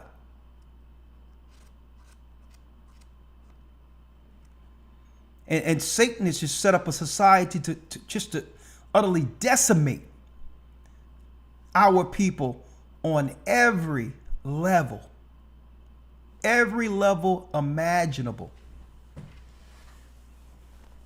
And it talks about the spirit that lies in those, the children of disobedience. Because why?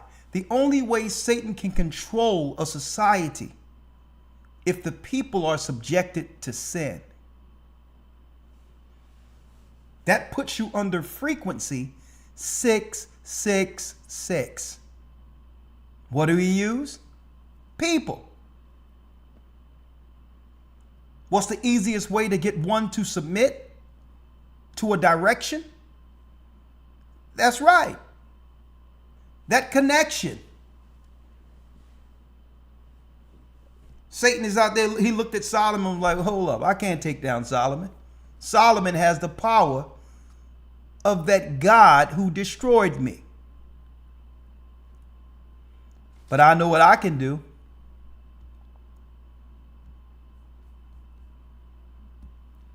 I can dress up one of the beautiful women who's under my power. I'll send her in. Folks, let me tell you, folks, that's the beginning of the craft. The beginning of the craft. I can't take man. Man was made to judge me. I'll send her in. Let me prep her up. Make sure she got hair. Make sure she looking nice, even though she's one of my children of disobedience. My secret weapon. Huh? And this is where brothers have to find the power of discipline. To be able to recognize when he's about to send his chick up in there to you. You've been headstrong with a focus.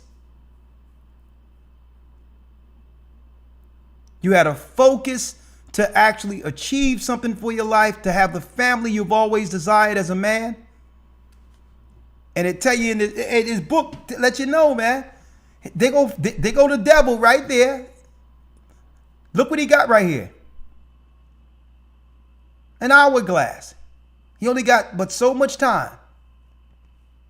So you know what he have to do? He have to prep her up and have a man who oppose him.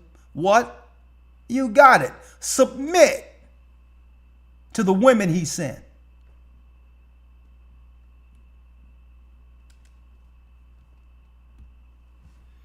And at the end of it, once you've totally, and folks, man, I'm looking at Brittany Renner.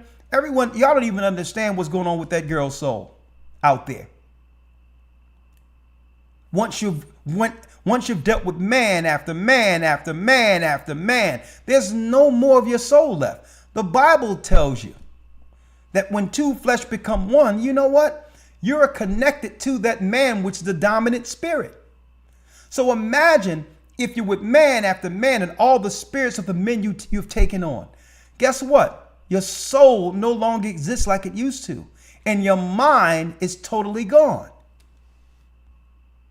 Your mind at that point is totally gone. And then what happens? You embrace the darkness 100%. And you know what the darkness say? Go destroy man.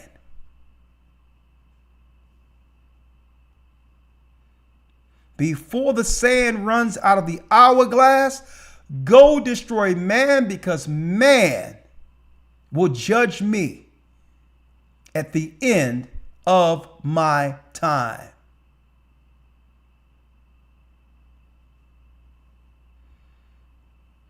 So no wonder, folks, at the very end of this, it's woman, woman, woman, woman, woman, right? Trans woman, woman this, woman that, relationships, all these things. Let me tell you, folks, it's no coincidence. At the very end, Satan have created what? A world.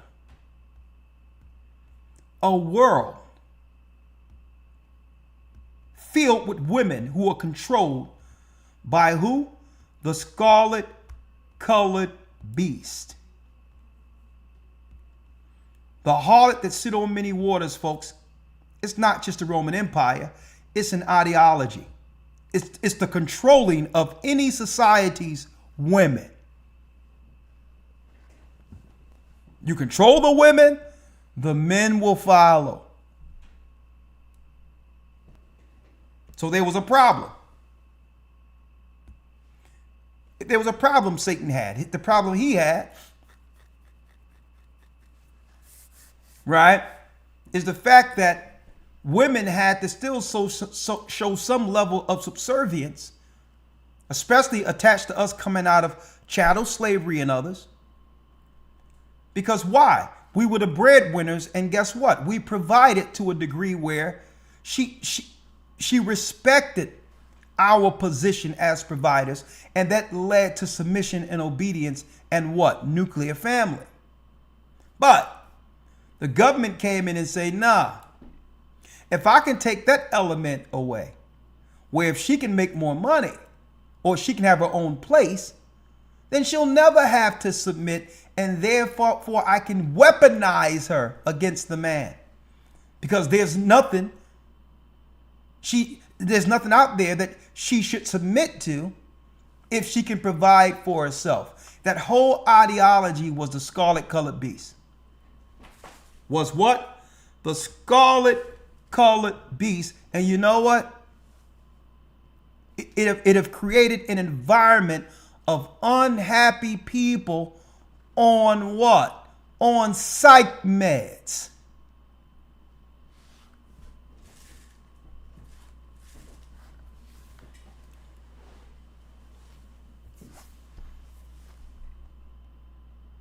Right? Elder Lawya, you back? Yes, sir. Great. Let's finish this up in Proverbs, and then I'll let you have a say if you would like, and then I'm going to show that ordinance of 666 before I open up the lines. Right? Let's go back to Proverbs 5, verse 5. Yes, sir. Proverbs 5 and 5. Her feet go down to hell, down to death. Her steps take hold on hell. Lest thou shouldest ponder the path of life, her ways are movable, that thou canst not know them. Hear me now, therefore, it says her paths are movable, that thou canst not know them. Mm-hmm. So you have to understand. She understands how to move without being seen. And she's able to morph into whatever a man thinks he desires. That's part of her craft. Read. And guess what? And that's the last place a man believes in his mind. That's the last place that a man can be taken down, in his mind. Why? Because he see her innocence. He see her frailty. He sees he's stronger than her. Right? And automatically, by that thought in of itself, he's outmatched. Why? Because every man see the girl that he wants as wife, he sees her as virgin. He have to condition himself to think that way. Because the last thing a man would like to think about is that someone else was or can be with his woman. So a man have to adjust himself to give her a level of innocence she may not deserve. Not all, but in order for a man to actually succumb to a woman, he must focus more so on her virtue. Mm-hmm. He can't focus on where she's been and all that, or what? It'll totally turn him away from the desire. And I'm going to be talking about all of this in the academy. On a level, not an accusatory way, but a real way that we can understand our part in this earth as far as what? To be a child of God or a child of disobedience. Hear me now, therefore, O ye children, and depart, read. And depart not from the words of my mouth. Remove thy way far from her. Remove what? Remove thy way far from her. So listen to what the Most High is telling the men.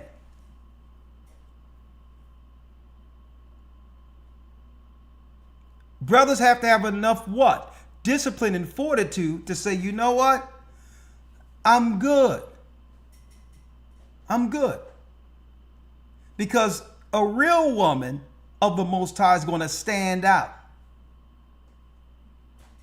Okay? You cannot be dealing with the image of women who are lockstep with the women of the world, looking like the women of the world, no individualism, no modesty. So the woman that's for you, she's going to stand out anyway because she's not like the rest.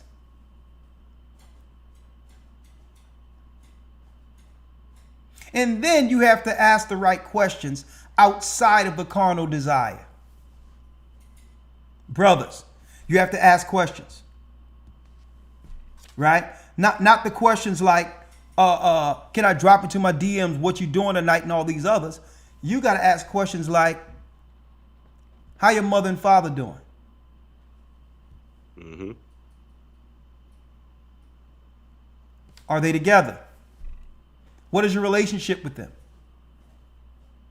I sure would like to meet them. See? Questions like that.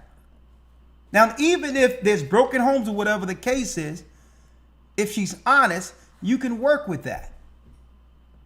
Because now you know what you're dealing with. But when you just go strictly through what? The outward appearance first and the attraction, that's where you're trapped. That's when you begin to lose focus. And that's when, that's right, the harlot sitting on the beast, now she has all the power. She has all the power. And a man, brothers, the Bible tells you never give your strength to a woman. If you have enough men operating right and choosing with discipline, you know what? Women will have, the women who want the family and the life and the nuclear family, you know what? They'll have to fall in line. They'll have to follow suit. But as long as a woman believe that she can control or have a man do whatever she wants strictly through the flesh, there's no incentive for her to actually switch things up. A matter of fact, I was online the other day, Elder Lawya. Someone sent this to me. It tripped me out.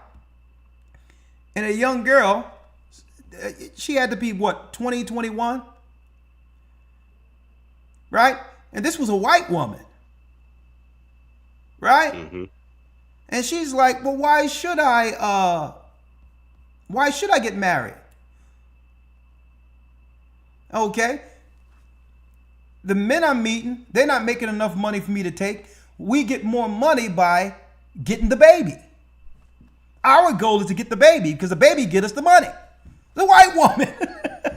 And she says, listen, if I have a baby by just one baby daddy, I'm only getting a small percentage of his check. Right? But if I have 3, 4, 5, 6 baby daddies, then I'm getting the highest amount from each of them, adding to up to $3,000 a month. I got free housing, and now wherever they work, I get a check for doing nothing. And any money I make on top of that myself, that's just extra cash. I couldn't believe what I was hearing. Because you have women out there, Elder Lawya, that have already done the math. Mm-hmm. It's just math to them.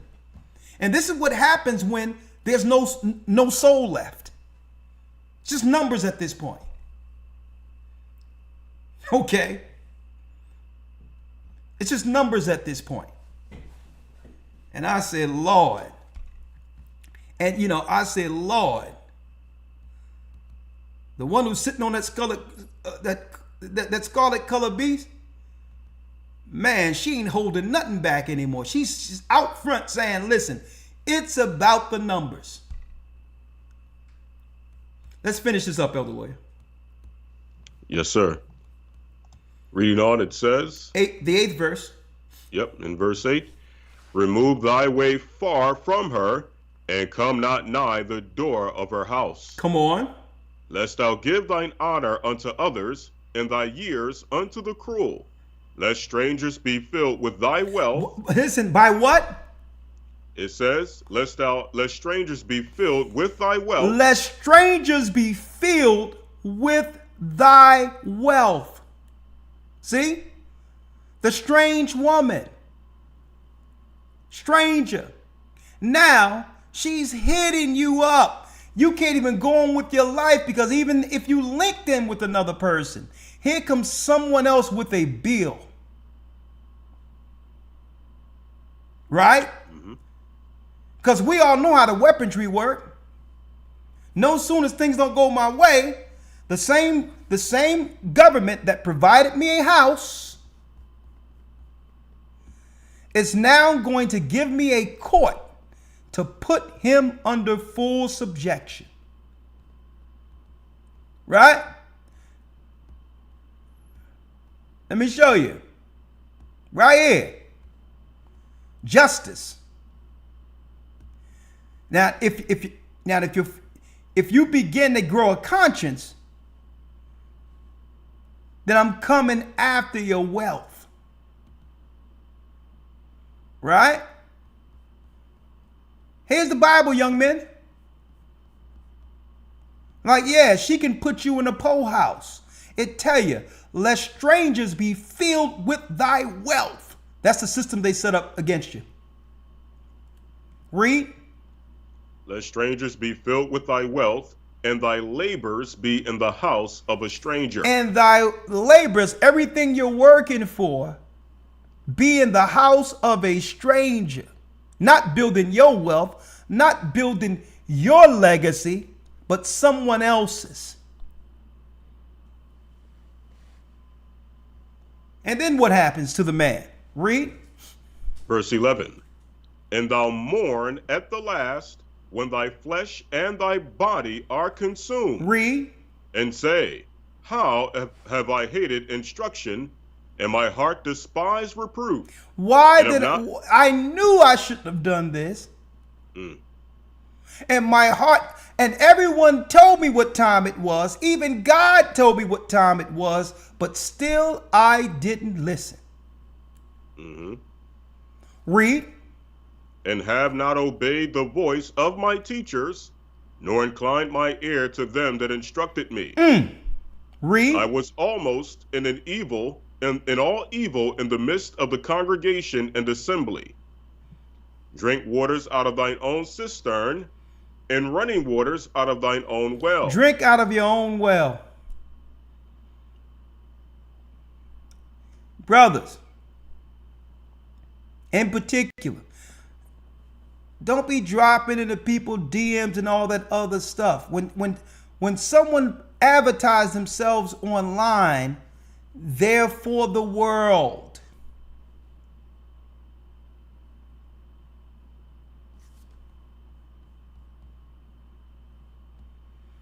Brothers, if there's a woman you're interested in, you must come with rules.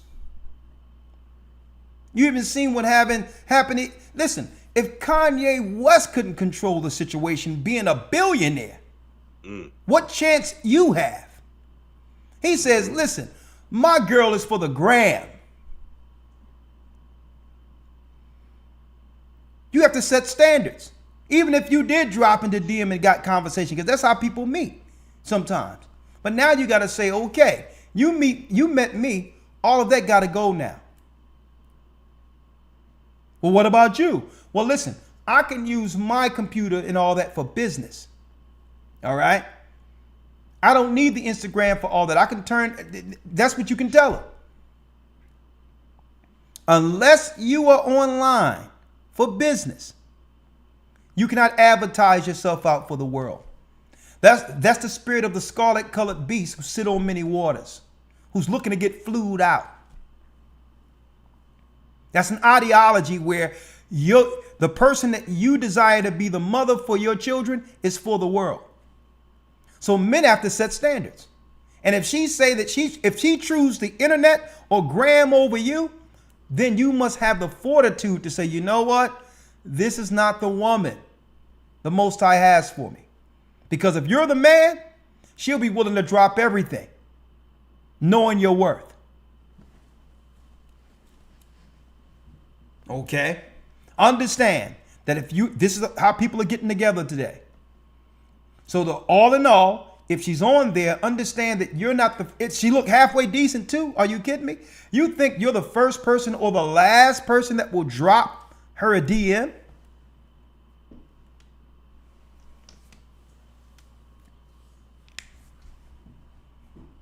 Drink water from your own sister. Right? And running waters out of thine own well. Read. Let thy fountains be dispersed abroad, and rivers of water in the streets. Read. Let them be only thine own, and not strangers with thee. What you want to do, you have to build a legacy for you. Not running around trying to link in with every stranger you find.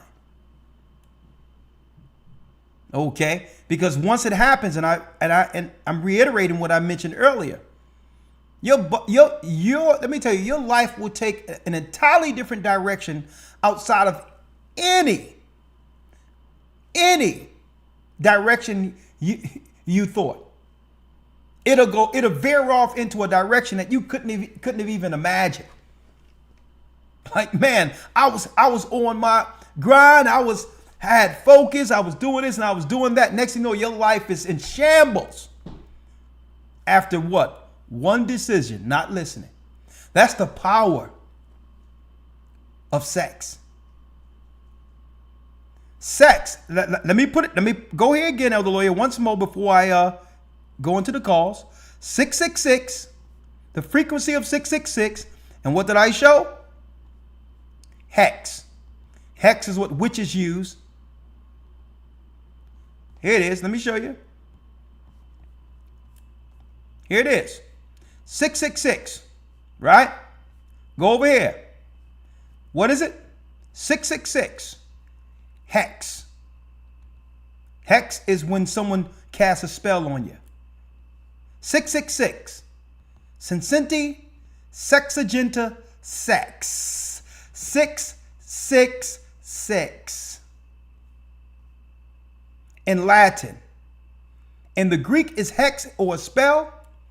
And in the Latin, Esau's satanic tongue, it's sex. How will I control a society to do my bidding? That's right. Through destroying the moral fibers of a person using sex. Because when sex is used incorrectly, that means outside of marriage, it leads to mental illness. And Satan is the god of the mentally ill. Right?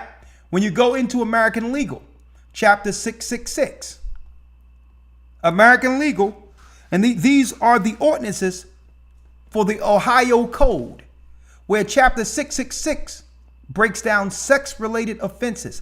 This is how demons, that's right, Satan have hold of people through demons by doing inordinate sexual activity to people at a young age. And this is how he gains souls to control. Unlawful sexual conduct with minor, 66602. Sexual imposition. These are all legal codes and all that. Chapter 666 for legal codes. Because this is how Satan get a generation of mentally ill to control as a constituency over the people. And they become his what? They become his taskmasters against family.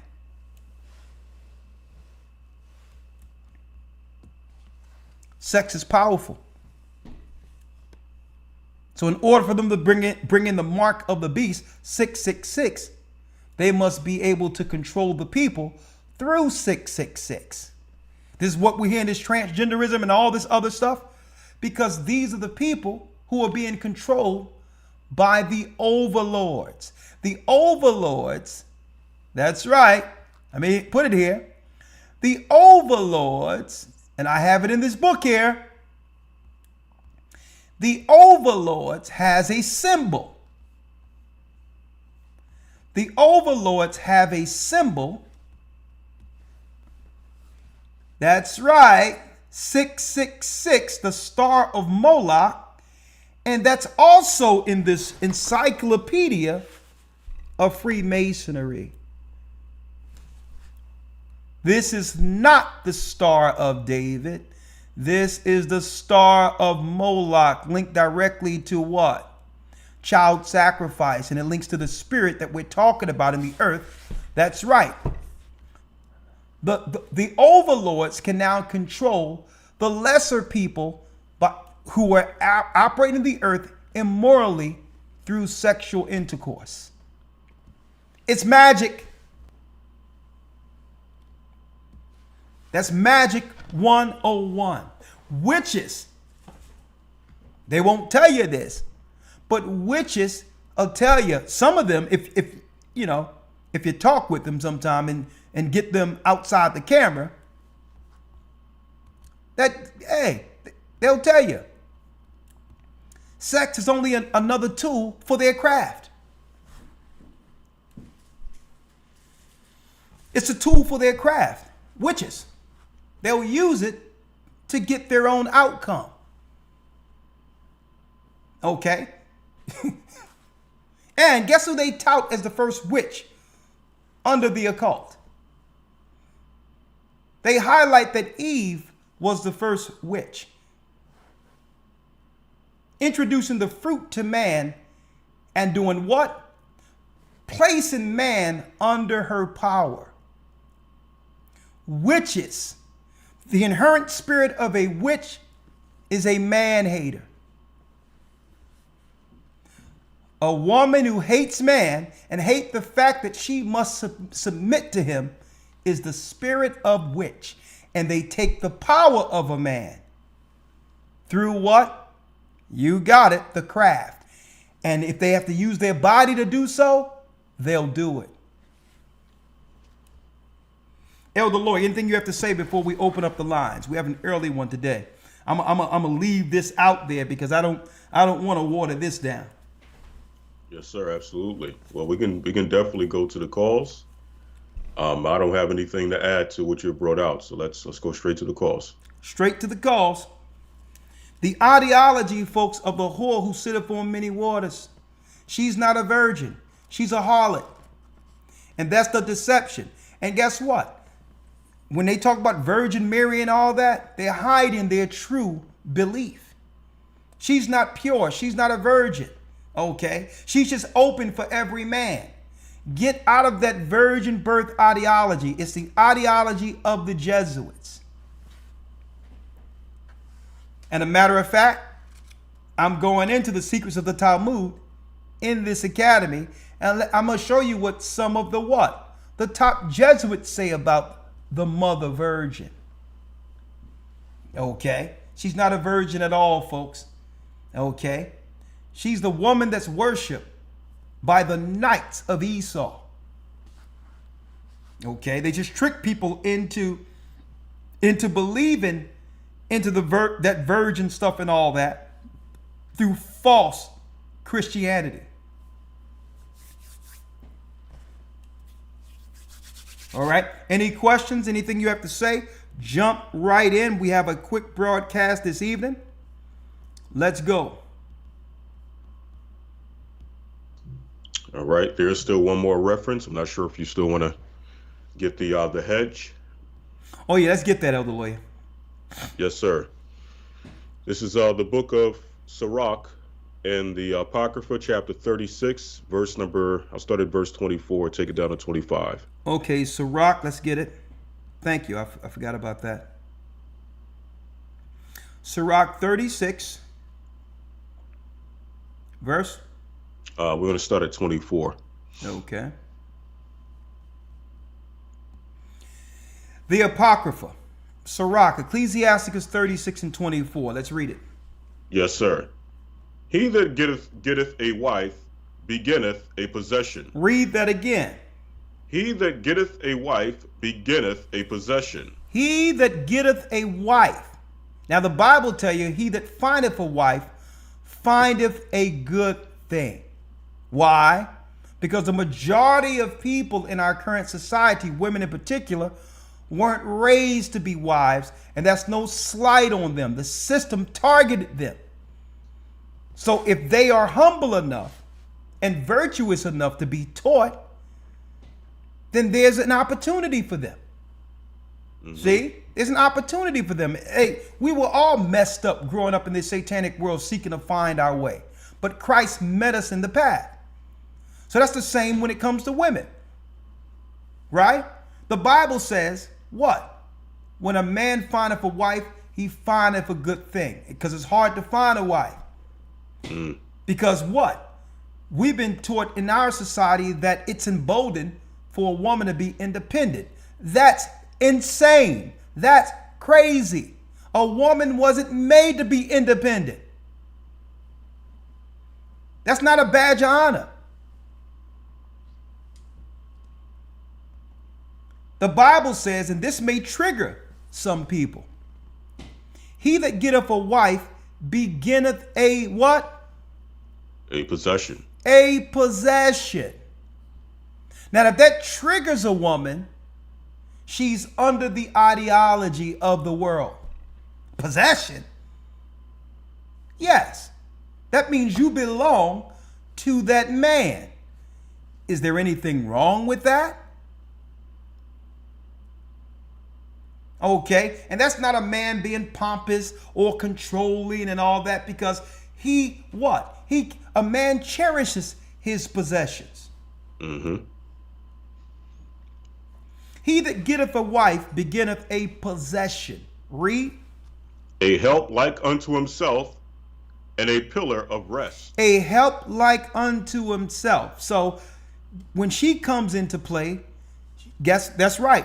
She's coming into a direction. I need you. I'm taking you on to help me with this. So brothers, when you meet a girl or a woman, it's not just going to be with the carnal lust of sex. It's the direction of speaking to her and letting her know what is her what position in help meeting your agenda. Okay?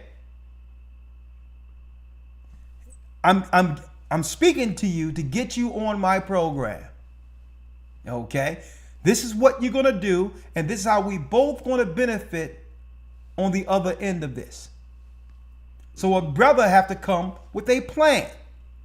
A help like unto himself and a pillar of rest. So he's looking for a woman to do what? To be a pillar of rest when he come home. If he's going to slay the dragon and destroy everything and make sure he making his way home with the provisions, he's coming home to rest. He's not coming home for we need a talk. Or what's going on right here. A man is not coming home for that. He's coming home to relax. Now, is that to say that a woman shouldn't have a voice to say something if she's if she's uncomfortable, or is this saying that she can't voice her opinion if she's wrong? No, it's not saying that. But should that be the first thing he's met with coming in the door? Should that be the first thing he's met with waking up? So many things are discussed, even what? Even disagreements. But it's the timing of them. That's right, a pillar of rest. That means when he come into the house, it's baby, can I take your shoes? How you feeling? Did you eat anything? What happened today? Because if you operate like that, the real conversation that you think will have conflict will go a lot better. Now you can bring in the disagreements when there's a time of what? A time of peace, when you've already embraced him walking in the door. Now he's ready to validate. Yeah, something is going on. Talk to me. But a pillar of rest isn't someone who's going to be arguing with you, coming in the door, and then when you wake up in the morning, there's an argument or a scenario where she's not speaking to you and all this other stuff. Oh, you're not speaking to me. All right, that's cool. That's fine. Hey, this is how this is how it was before we met, isn't it? We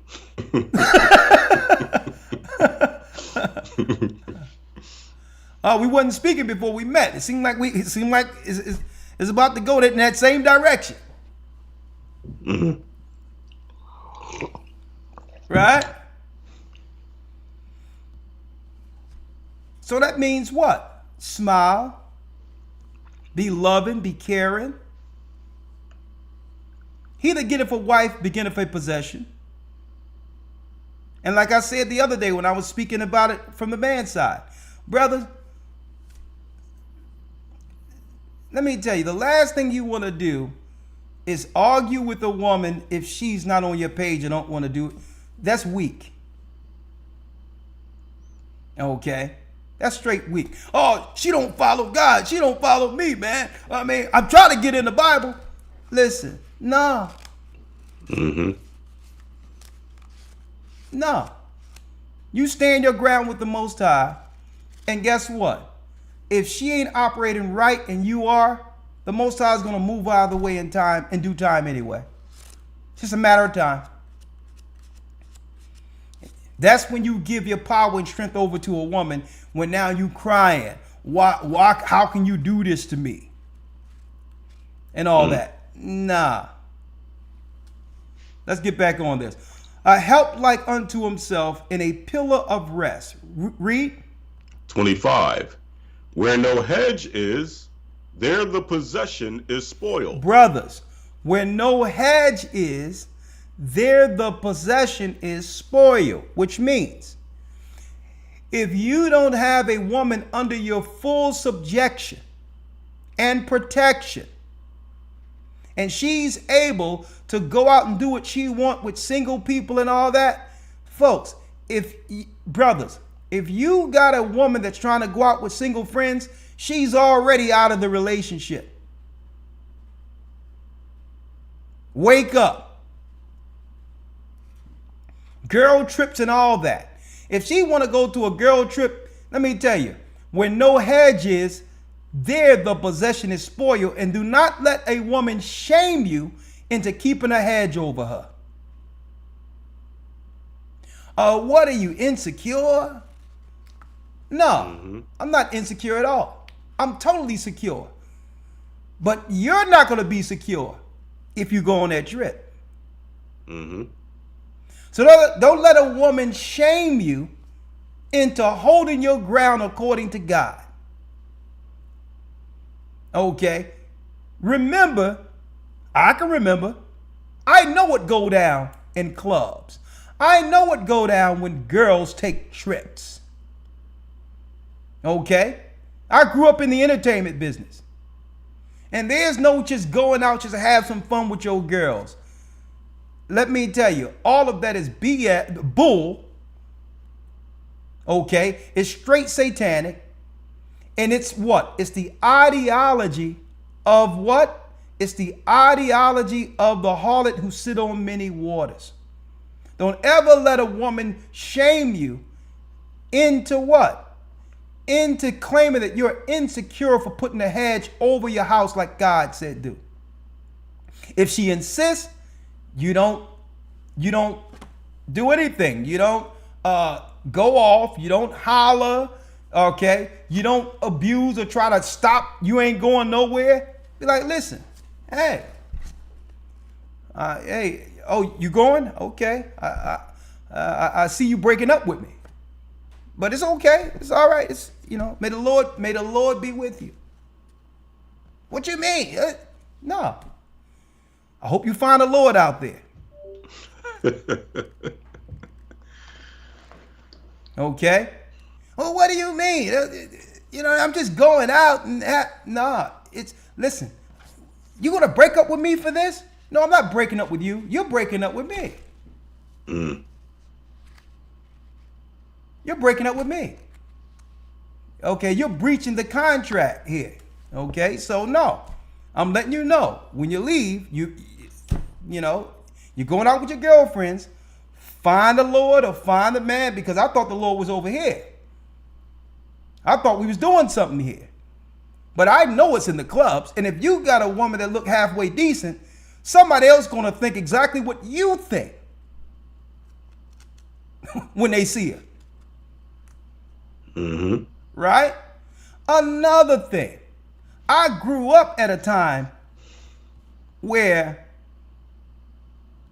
and I'm going to just put it out there, I grew up at a time where my sister would look like she's going outside with her Sunday's best, like she's going to church. My sister, even in high school and all that. And then she have another little bag working that she's really with the real gear on, that she's going to go wherever she's got to go with her girlfriends and all that. Oh, sisters, I know sisters mad at me. I'm spilling all the beans tonight. All right. So I've seen my sister, like my father, like, you ain't going nowhere, da da da da. And she looked like she's about to go to choir practice. Okay. Oh no, just going out, long dress or whatever the case is, looking, and next thing you know, around the corner, she got a whole other bag working. A bag this small.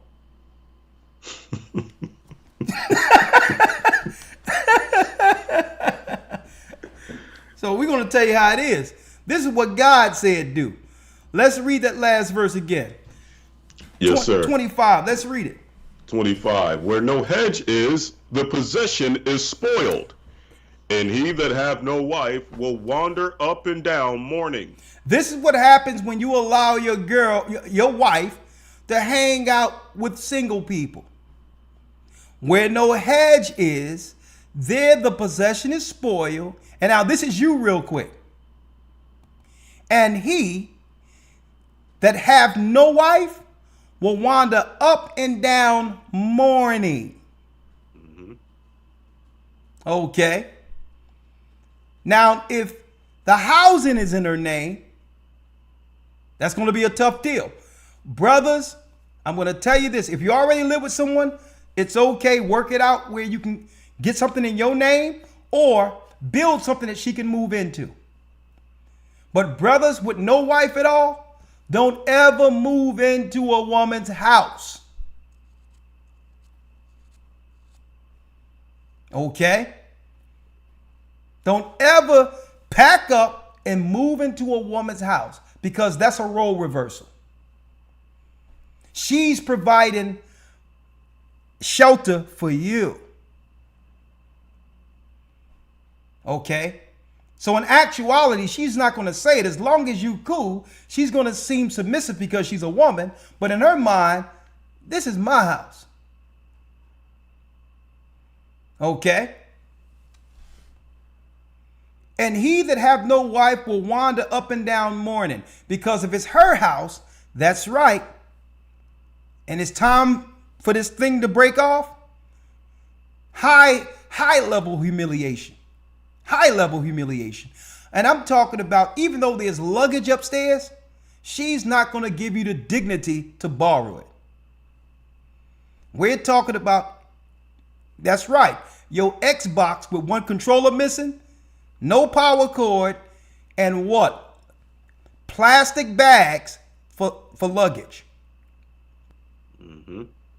Locks changed. And she did it on the same night rain was forecast. This is what happens when that's right, when you don't have provisions for yourself living under a woman. All right? Let's read that last two pieces again. Yes, sir. Where no hedge is, the possession is spoiled, and he that have no wife will wander up and down mourning. That's right. And he that have no wife will wander up and down mourning. Brothers and sisters, there's nothing in these streets out here. There's nothing. So brothers, if you have a woman who want to be out there, guess what? That's not your woman. Read about the harlot who who sit on many waters. It's an ideology. She's free to be had. And then look what happened to Solomon and others. So now you must rule with your greater mind and have a conscience on how you choose a wife or a helpmeet. Last verse. Yes, sir. 26. 26. Who will trust a thief well appointed, that skippeth from city to city? So who will believe a man that have no house? Oh, Lord, let me blow that up. Lord, brothers, don't get mad at me on this one. It's like the Most High done pulled out something in 2020, so-called 2023. Who will trust a thief well appointed? Now I need y'all to check this out. What do you mean a thief well appointed? Read. That skippeth from city to city. That skippeth from city to city. You're talking about a man who's traveling what? Who don't have a place of his own, looking to stay someplace. See, women usually leave where they at and cleave to a man. Or she may find another city and cleave to a man. That's normal for a woman. That's not normal for a man to be traveling from city to city without a place to call his own. He's running from something. See? He don't have a place to call his own, but he has perfected the art of sleeping. That's right, in someone else's house. And once the gig is up, he've already worked on it and understand what? He understand the profile of women who are lonely. I'm gonna tell you, he have perfected the art of finding or knowing when a woman is lonely. Who will trust a thief well appointed, that skippeth from city to city? Read.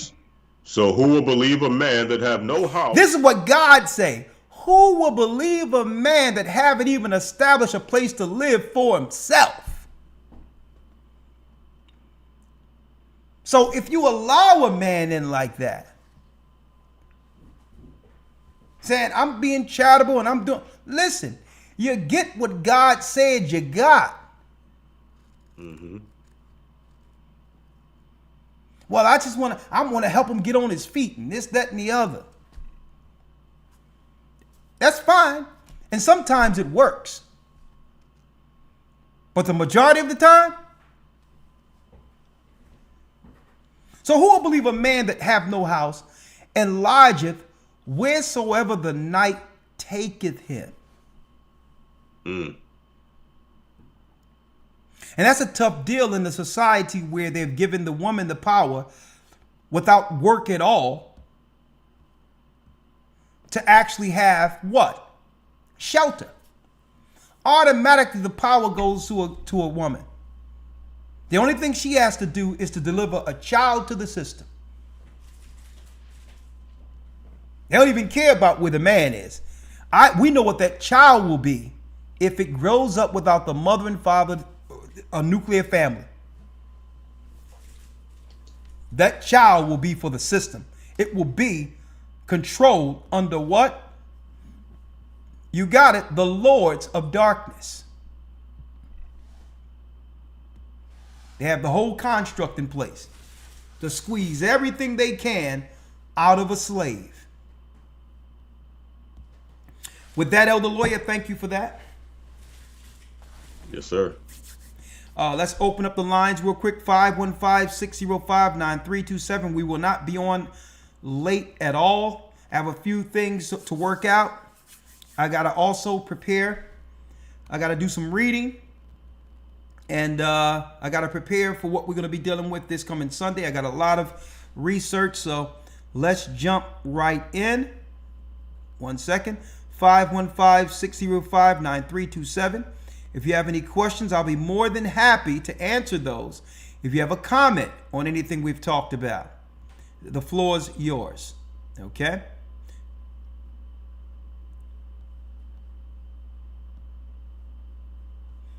And thank you, elders, for monitoring the chat. And again, as long as people aren't spamming, as long as they aren't spamming or putting some derogatory stuff in the chat, even if those who disagree or whatever the case is, let them chat as long as they're willing to call in and stand with their words. Don't block them.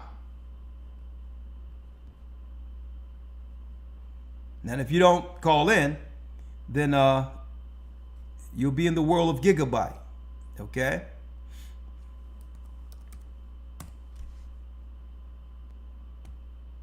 Again, the Hebrew and Bible Academy, tracing the serpent seed this week. The whole focus is what? Spiritual growth throughout the whole academy. And I'm going to be dropping. That's right. We're going into the angels who taught mankind wickedness on earth. And we're going to break down how that transcends into our society today, this coming Sunday.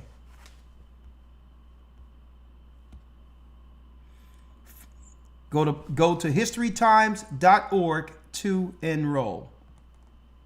Blog Talk Radio. Welcome to Blog Talk Radio. Please hold and you will be able to listen to the show.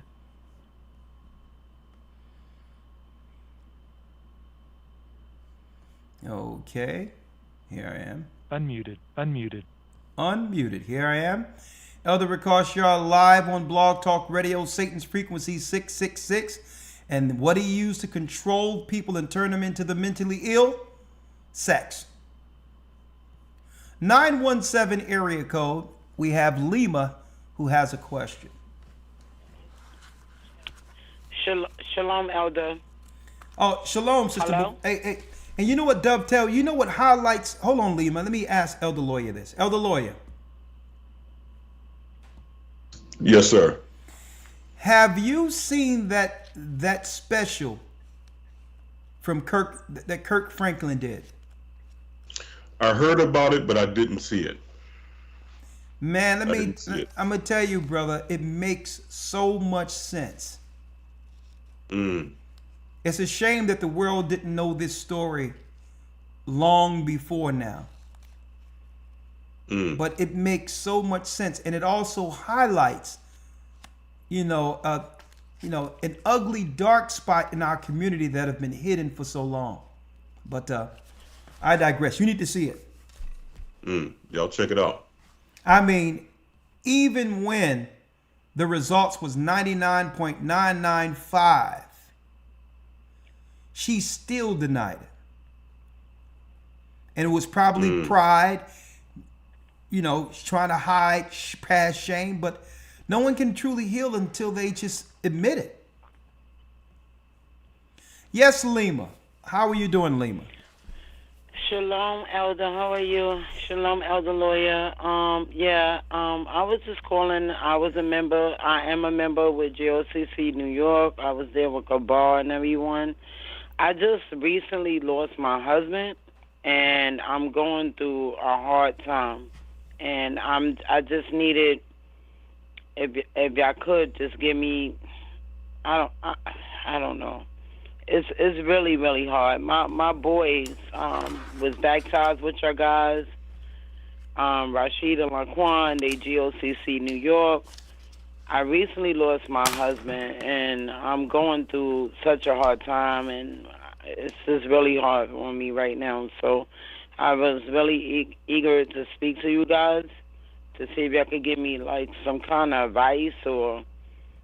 I read my scriptures, I keep praying, but I'm in so much pain. Well, I understand that, sister, and you have our deepest condolences. All right. What I'll do is, you in New York.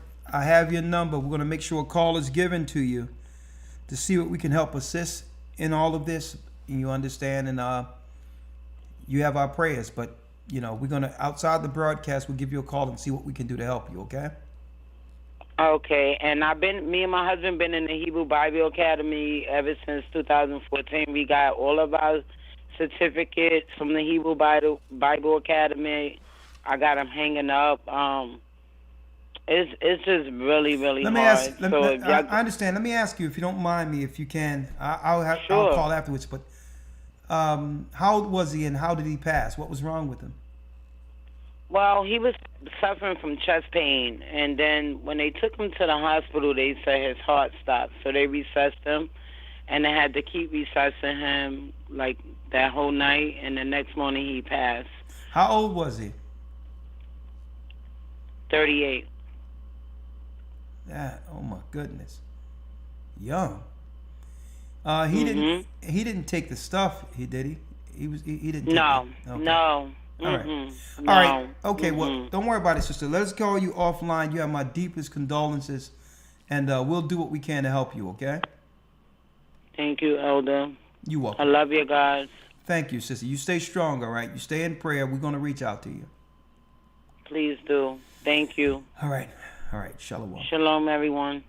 Shalom, sister. Stay strong. And prayers to your family. All right. Thank you. You welcome. Thank you. Sister Esther has a comment. 770 area code. Elder. Shalom, Elder. Shalom, Sister Esther. How are you? I'm holding on by the grace of the Most High. I'm hanging in there. I don't know if I should be on air or off the air. I'm calling about I just lost my granddaughter in the hospital in Maryland here, and I came up from Georgia to be there for my daughter, and the baby passed away 3 hours after, and now with so many little things that's happening now that, you know, the baby was not getting no oxygen, and they, during the labor process, my daughter was given this blood pressure medication that I believe passed on to the baby, and I believe it caused the baby heart to collapse. And because the daughter said as soon as they administered this blood pressure medication, Sister, you have my deepest condolences, but let me call you offline for this. All right, I don't want you already going through it. I don't want that to be publicized throughout every instance of what happened to your family. You're already going through enough. Okay, I wrote your number down. Yeah. We're going to give you a call. All right. Okay, thank you. All right, I'm sorry about that. Thank you. Okay, you're welcome. Thank you. It's unfortunate the time we're living in, and I was talking about this years ago. Is that we have to brace ourselves for as many loved ones that the Most High may take. When they begin to open things back up, we're going to see the results of some of what they let loose in society. All right, but I'll call. We have to brace ourselves. We're in some deep times. And there's no one to trust outside the Most High. Sometimes you go into these institutions, you have to go in there, you know, with both eyes wide open. Especially in a time in which the world is in the replacement mode for God's people. So I'll call you, okay? Cora has a comment and or question. Shalom, Elder. Yeah. Well, first of all, my comment is, I'd say for this presentation tonight is wow. I mean, it's so informative. And I said, you know how to really interpret things and read it. I mean, I never would have gotten all of this together. I just, with just the literature and everything. Praise the Most High. Yes, praise the Most High for your talent. But now, I do have a question. Basically, now when all the other stuff hits the fan finally, how are we supposed to, to avoid doing what the devil wants? How will we be able to, it says, you can't buy or sell if you don't take the mark. But if you don't take the mark, how will we be able to, now I know you got things planned, for food and all that, but what about other needs, like, say, clothing and other little things that you might want to buy, incidentals and things like that? How can we go about obtaining those? Do you have a plan in place for that? The Bible tells us that when you go into Matthew, right, the 6th chapter, it breaks down that the Most High feed the birds every day and clothe them who don't toil or spin. Oh, okay. So the whole deal is to have your gifts in place and the means to be able to make your own when it's time. Like, for instance, we had Shawan's wife, blessings to her. She made a whole thing of meat trees with material and all of that for the for the teachers, within the church. So here it is. I can sew, I can knit, and I can crochet and everything. But when it comes time to get those materials to do that, should I start storing up the materials now? Absolutely. Materials. Okay. Make yourself some patterns. Get a few things going. It'll come in handy. Oh. All right. All right. And one other question. I had been looking into buying land for sheep. Now, if I were to buy some land and get some sheep, and start raising sheep, could I have the church members, come in and help me with that, and we can all share it together, I need some shepherds to, herd the sheep for me, to run the sheep farm for me. Okay, well, make sure you speak to the township or whichever area you're going to get to make sure it's coded for that. And if you if you get some animals, we'll find some people to help you. Oh, okay. Well, where I am right now, I'm in New York, so it wouldn't hardly be in New York, but I have been looking at property like out in Wyoming. Do you have any churches out in areas like Wyoming and through there? Well, like I said, you get it. No matter where it is, we have the people. Then you're all together. Okay. All right. And one other question. Oh, this is the last one because I got to get through these calls now. Okay. You have any plans to open up any churches in any of the African countries besides one where you have in the one you've already opened in Nigeria? I think it was Nigeria. You have one. We have one church. We have one church in Zimbabwe, and we have another in Ghana. And Ghana, that's where it was. I was just looking. And the plans open anymore? Absolutely. Because I've noticed that. Oh, okay. Because the property is rather cheap in Africa, so now it's looking to kind of move over that way. Okay. Well, have a good evening, Elder. All right. You're welcome. All right. Bless you. Okay. Shalom. Shalom. I'll tell you, though, I would beware of trying to move to Africa by yourself because it's going to be a culture shock and nothing like you ever thought you would have to deal with. Mm-hmm. It all sounds good from a financial standpoint, but believe me, the means to be able to make the finances you make here will be zilch. Mm-hmm. And on top of that, going into an African country with no help, you would walk off the plane as a mark.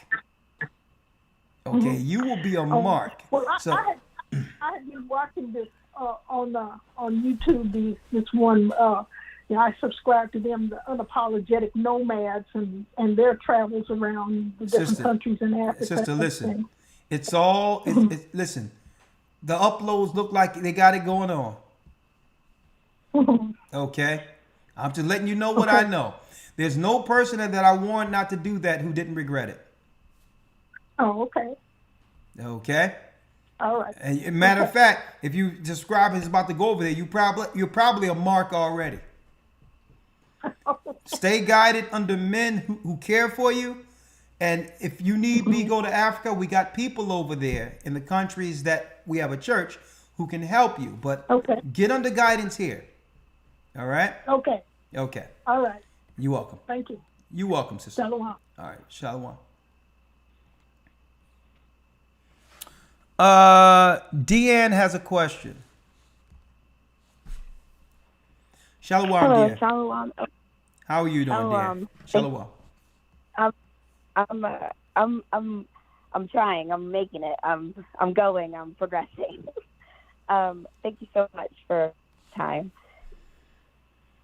So I wanted to say that. Let me say this. Someone says, "Sister, don't let anyone tell you don't go to Africa or wherever."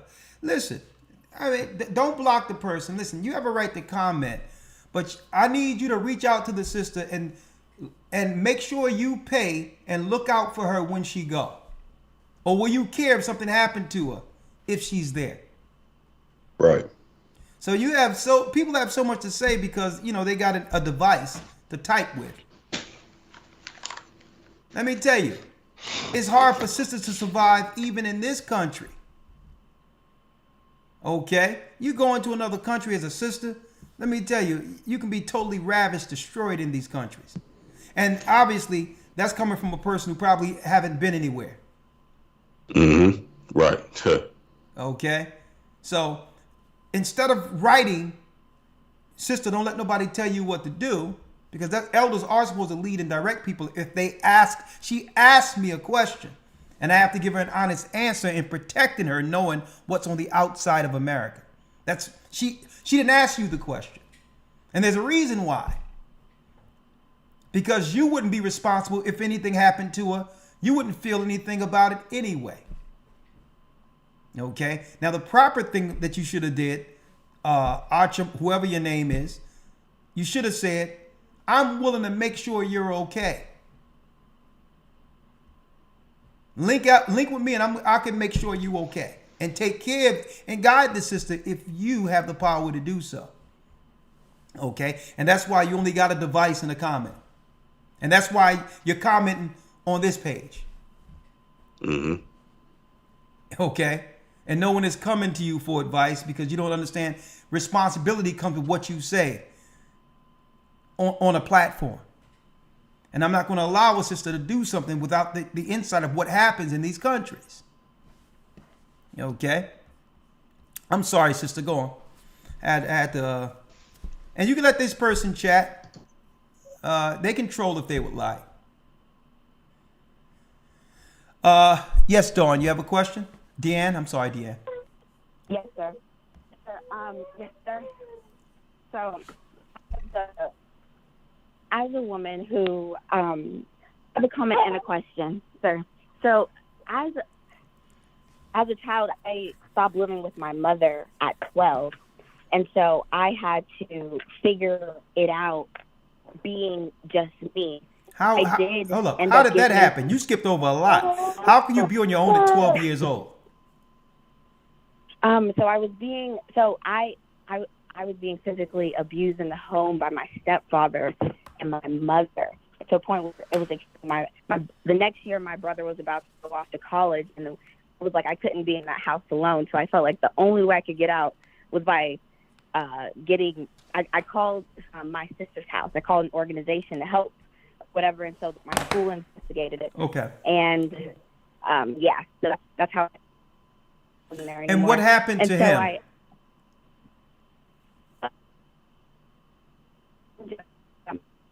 That timing, a day. And then your phone broke up. What happened to him, sister? Yes, sir. So he ended up just spending, him and my mom, the day that it happened, they sat in jail for a couple hours, basically. Then got bailed out, and then I ended up living with them. So I have 2 siblings. Okay, let me ask you specific questions. Was he arrested for his abuse against you? Yes. I'm talking about, did he do jail time? No. It wasn't hard. They would just put for child. I was 12, so I don't really know the exact, but I know something happened to them. I didn't ever go deep to find out. I just know that it happened to them. Your mother, what did she say for all Yes. of this? Have she apologized? So my mother's still no, my mother's still with him to this day, and today's actually her birthday. And I spoke to her and I told her that I've been getting closer to God. I prayed this year to get closer to the Lord, and I have just now joined this Hebrew Bible Academy this Sunday, so I'm getting closer to God. And I told my mom that I've been trying to forgive her through all this. I've been praying it in the Bible, but in my heart I'm still struggling with forgiveness. And so she told me that I did it to myself. She told me that this was all on me. That it and so. Well, let's stop for a second. 12-year-old girl who had nothing to do with the man that was brought into your home, right? And her only answer to when all you need from her is an I apologize.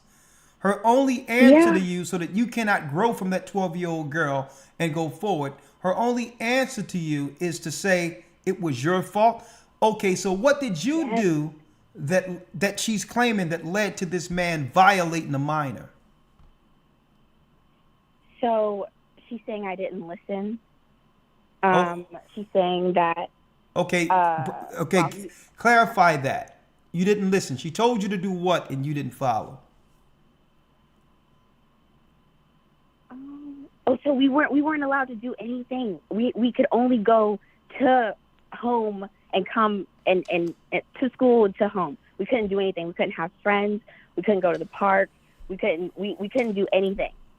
Like it wasn't that type of. We were in the house all the time.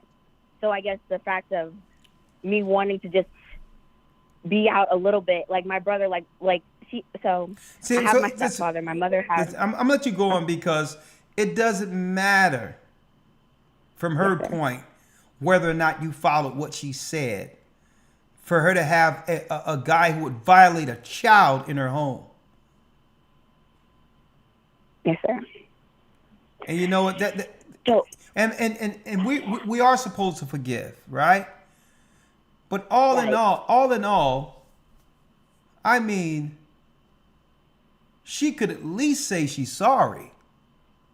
Does she take any? Does she take any responsibility for this? And the only reason that this angers me, sister, to some degree, sister, and I'm gonna tell you why it angers me. This is the type of activity that's continually protected in our community. Mm-hmm. And she should be in jail for allowing that, and he should be in jail. We're the only community, and it goes back to what I was talking about earlier, sister.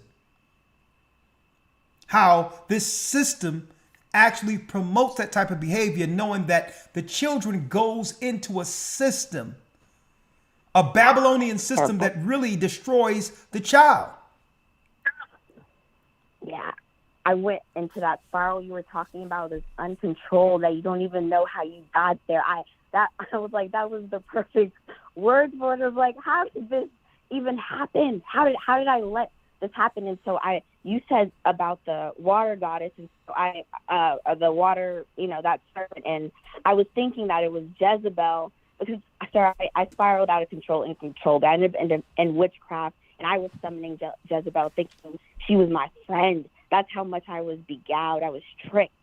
And so hold up. You said a mouthful right there. We need to slow that up. Yes, sir. Because this is actually highlighting what I'm talking about, this hidden spirit that's going on destroying our society. With you being separated without protection of your family, you spiraled out of control, and it led you into witchcraft, where you are now summoning spirits at this point, right? Yes. Look at that. Yes. And see, this happens to so many people, sister. How old are you now? I'm 25. Because guess what? These witches, warlocks, these witch covens and all that, they prey on orphan children. Yes, it's like they got me within months of going in the system.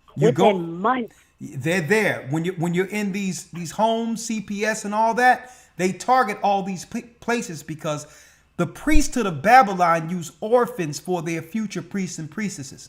That's an order that's set up. So we have to watch, even though there is some help that comes with some of these places are targeted by witches, warlocks, and sorcerers. See, folks, listen, I never spoke to this sister beforehand. The Most High put it in me to go into this record, go into some understanding of what's going on with the spirit of the harlot. And now it's all coming out where it's actually being what? Brothers and sisters are actually confirming what I'm talking about. This is a systematic priesthood that's set up. And this is why those like mothers and fathers, people who bring men into their home and all that, why you think there's what? Light penalties, because they want a system like this. Because this is how Satan gets what? New blood. Let me show this. I'm going to let you have the next word, sister. Yes, for those who missed it, I showed in this old book. You can't even find one like this. Encyclopedia of Freemasonry. How when they get to a girl young, they prep her in her purity. This is Satan holding a sickle. Make sure he dress her all up and all that. But once she's out there by herself, he turns her into this. And now it's confirmed that when daughters and sons are violated and all that, something happens to them that leads them to the dark side. Because why? It leads them to where they have no respect for authority. Because the only place of authority that they trusted would protect them, that's right, violated them. So now it spins them into the world where they can't embrace anyone. If you can't be protected by your own parents, then how can I trust anyone out in this world? And this is where witches and warlocks, a lot of them get orphans and turn them into new agents and gatekeepers for their system. Go ahead, say what you have to say, sister, and I'm going to let you get the last word. And I thank the Most High, sister, that you were able to overcome and are strong enough to do so, which shows that Christ had grace on you and he guided you through all of it. I can honestly say, yes, sir. I can honestly say it was my man who got me out of it. I now have a daughter, and I'm still with her dad, and we're a nuclear family. We're together. Good. And that's who pulled me out. And so being though that I have experienced this though, how do I deal with the fact of the temptation, the fact that I realistically am still in the flesh? I really, you know what I'm saying? How do I deal with the fleshly experience? Oh, look, the temptation to do what? What are you talking about? So being that I'm of the world, so like I have 9 piercings still, like to this day. I don't put my piercings in, but I have the option to, like, was feeling so bad. I was like, maybe I could do that. That's not what I want to do. I haven't worn it in about 3 years, but I want to do it because I was feeling at a low point, you know? No. Yeah. No. When a thought come in, let your piercings close. Okay. A lot of the psychological damage that comes through those becoming witches and all that is that the spirit in you, it's a spirit that attacks, and it leads to self-harm, self-mutilation. That's a demon. Yeah. Okay. Now, let the piercings close, sister. Walk away. Yes, sir. All right? All right. All right, bless you. Thank you so much. Thank you for calling. Thank you for being so open. This phone call is going to help many, many young ladies out there. All right? Yes, sir. Bless you. All right. Thank you. Bye. And so many of our people have these same stories. And, you know, they have these same stories. They keep these stories to themselves. They are ashamed. And they shouldn't be ashamed. It's not her fault that she had to go through this. Mother bringing some satanic perv up into the home. I'm sorry. Ah, Lord. Man, we living in a different time. Let me tell you, when I was growing up, everything but the furniture would have been on that. You know, I'm done with that. 470 area code. I mean, a 12-year-old girl. It's like, give her an opportunity to grow up and, you know, and grow up naturally and choose her own path. Boy, I'm so glad she made it through. Praise the Most High. Kayem has a comment. Shalom, Elder. Shalom, sir. All praise the Most High. Hayabah Shimon Shaibu Wakadash, Elder. Yes, sir. What you brought out last week, far as with Oprah Winfrey. Yeah. If you could do the body a favor and Google Oprah magazine mystery. And what is going to be pulled up is everything you just was talking about, the scarlet. Oprah is in red, and she has purple over her eyes. And Oprah magazine, what? Oprah magazine mystery. And when it comes up, you should see Oprah in red, with a red veil over her head. Oh my goodness. Yes, sir. You brought it all together, and that's the Holy Spirit. Elder, I thank you so much. Oh man, like without all praise to the Most High, higher, in Yeshua's name, that this church is nothing but the truth, and we thank you for keep on doing what you're doing, Elder. Right. Every woman needs a little mystery and a lot of color. Mystery Babylon, the woman in scarlet color. Yes, sir. This is a shame. I mean, they've been putting it right in our face the whole time. This is their true weaponry. The witch. Thank you, my brother. Yes, sir. Thank you for that. And then when you hear Oprah's story, it's a shame because she was a victim. And it's generational. It goes from one to the next. This is how they get priests and priestesses. Broken people instead of what? Instead of judging the violator. They allow the violators to go back into the community and do more violating because they need these broken people. They need these broken people for priests and priestesses of Moloch to be controlled under the shield. Look up Project Paperclip, folks. 757 area code. Shalom. Shalom, how are you? Shalom, Elder. Shalom, how are you, Deborah? I'm getting there. Yeah. I wanted to say that my parents were under the system of Moloch sacrifice. They were both given away when they were little. My mother was given away. I came up here one time before and told about this. And my father was given away when they were little. And I believe they became taskmasters. And they both did well. You know, my mother was a nurse, and my father-in-law was a welder, a shipbuilding. But I watched them when I was growing up. I watched the things that they did. I was very observant and watched. And my father divorced my mother when I was 2 years old. And I watched everything that went on. And I when we talk about with the sex, the 666, I watched that. Now they were very discreet with what they did. I have to give them a good job on that, but it still did not. It still damaged. It damaged, okay? And then they would go to church, and they still did what they did.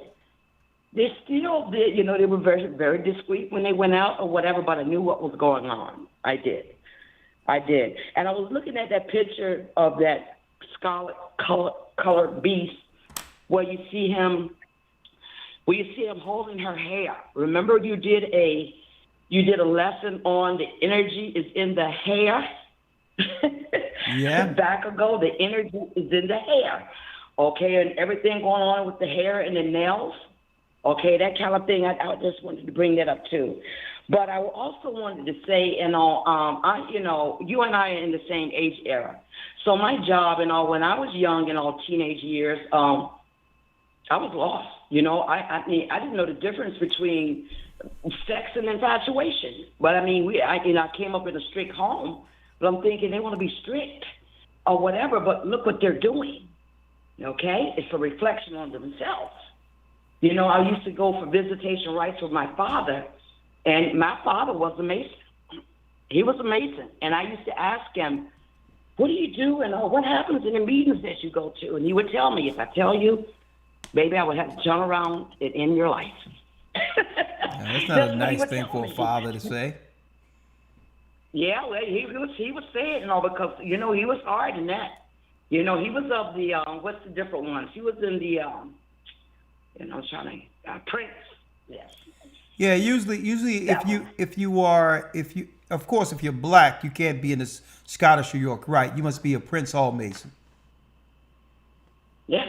So when my father passed, when he passed and all, he had hid his rings. I found his rings hid in a bag and his gloves hid, way back behind a door and or whatever. When I went, when we finally went to where my father lived, and he had markings all through, and they're still there. Where he got, what do you call them, sigmas? What do you call them? Different little diagrams. He has things on the wall there, through in the bathroom and in the bathroom, and yes. But what I wanted to say about this, and I'm gonna try to be quick with everything here. As far as because I'm in your era. So the young women coming up and I'm talking about systematic things here and all with your children and the things that are happening because it's coming fast. They're getting ready to put down some more laws in regards to Section 8 or whatever that they're getting ready to get rid of, subsidized housing, subsidized child care. Yes, or whatever. they're getting rid of all of it. They're getting rid of all of it. This right here, and it was bad enough, through the pandemic and stuff where you thought that they were going to give you, some people said, well, we don't have to pay the money back. Then they came right back and asked for this money back. And if you didn't have the money to pay them back with the past rent or whatever, out you go. Evictions came. Yeah, it's coming. So I saw a lot of that go down. I saw a lot of that go down. And, and I've never had it, but, once in my life, Section 8. But I'm going to say this to the young women out there. Your children, and I understand or whatever, the principles of the Bible are so important because God is a God of order. So if we don't follow in all the, of the Most High, the principles of the Bible, the commandments, it's just out of order. There's no proper order to the Almighty. So these things are going to happen. So then, you're raising the children, the father's not there, you're single. Then, it used to be when I was under Section 8, it was actually security guards that walked all night long or whatever to check to see if there were cars parked outside of the ones that were supposed to be parked in the area or whatever, because they're looking for men to come in late at night. And if you came in late at night and stuff and all, they're out there ready to question you, ready to take you down because you're not supposed to be out here. Yeah, it's different now. It's different. It's different. It's different now. So, but when you look at everything and all, it's just like you say, it's an entrapment. You end up in Big Daddy Kane's hands and Big Daddy Chain's hands all at one time. So I was right before I got on. I'm gonna get ready to go. Oh, sister, I gotta go to the next call. I'm sorry. It's all right. If you can turn. All right, Shalom. All right, Shalom. Thank you. All right. All right. Great points. Tyron has a question. Yeah, Shalom, Elder. Shalom, sir. How are you? Yes. Yes, I have a question about Exodus 19. Let me pull it up. The first verse says mentions it's the third month, and according to our calendar, it's 3 days before first fruits. But if you jump down to the 10th verse, brother, I don't even got the Bible up yet. Oh, okay. I don't even I'm got sorry. the context. Work with me. Exodus 19 what? Okay. 19:1 mentions it's the third month, and according to our church in calendar, the third month, when the children of Israel were gone forth out of the land of Egypt, the same day came they into the wilderness of Sinai. right? But if you jump down to the 10th verse, the Lord is telling Moses to sanctify the people, and 2 days from then is the last day of first fruits. I'm trying to understand. Should we still be practicing that? Be practicing what? First fruits? No, the sanctification in verse 10. No, because the and sanctification wash their clothes. comes. No, the sanctification came when Christ was baptized. That was the cleansing of the people. Now that's the new way. That's why you say you must be baptized.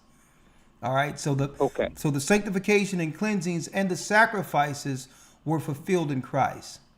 When we're baptized, we're fulfilling that. Okay. Okay.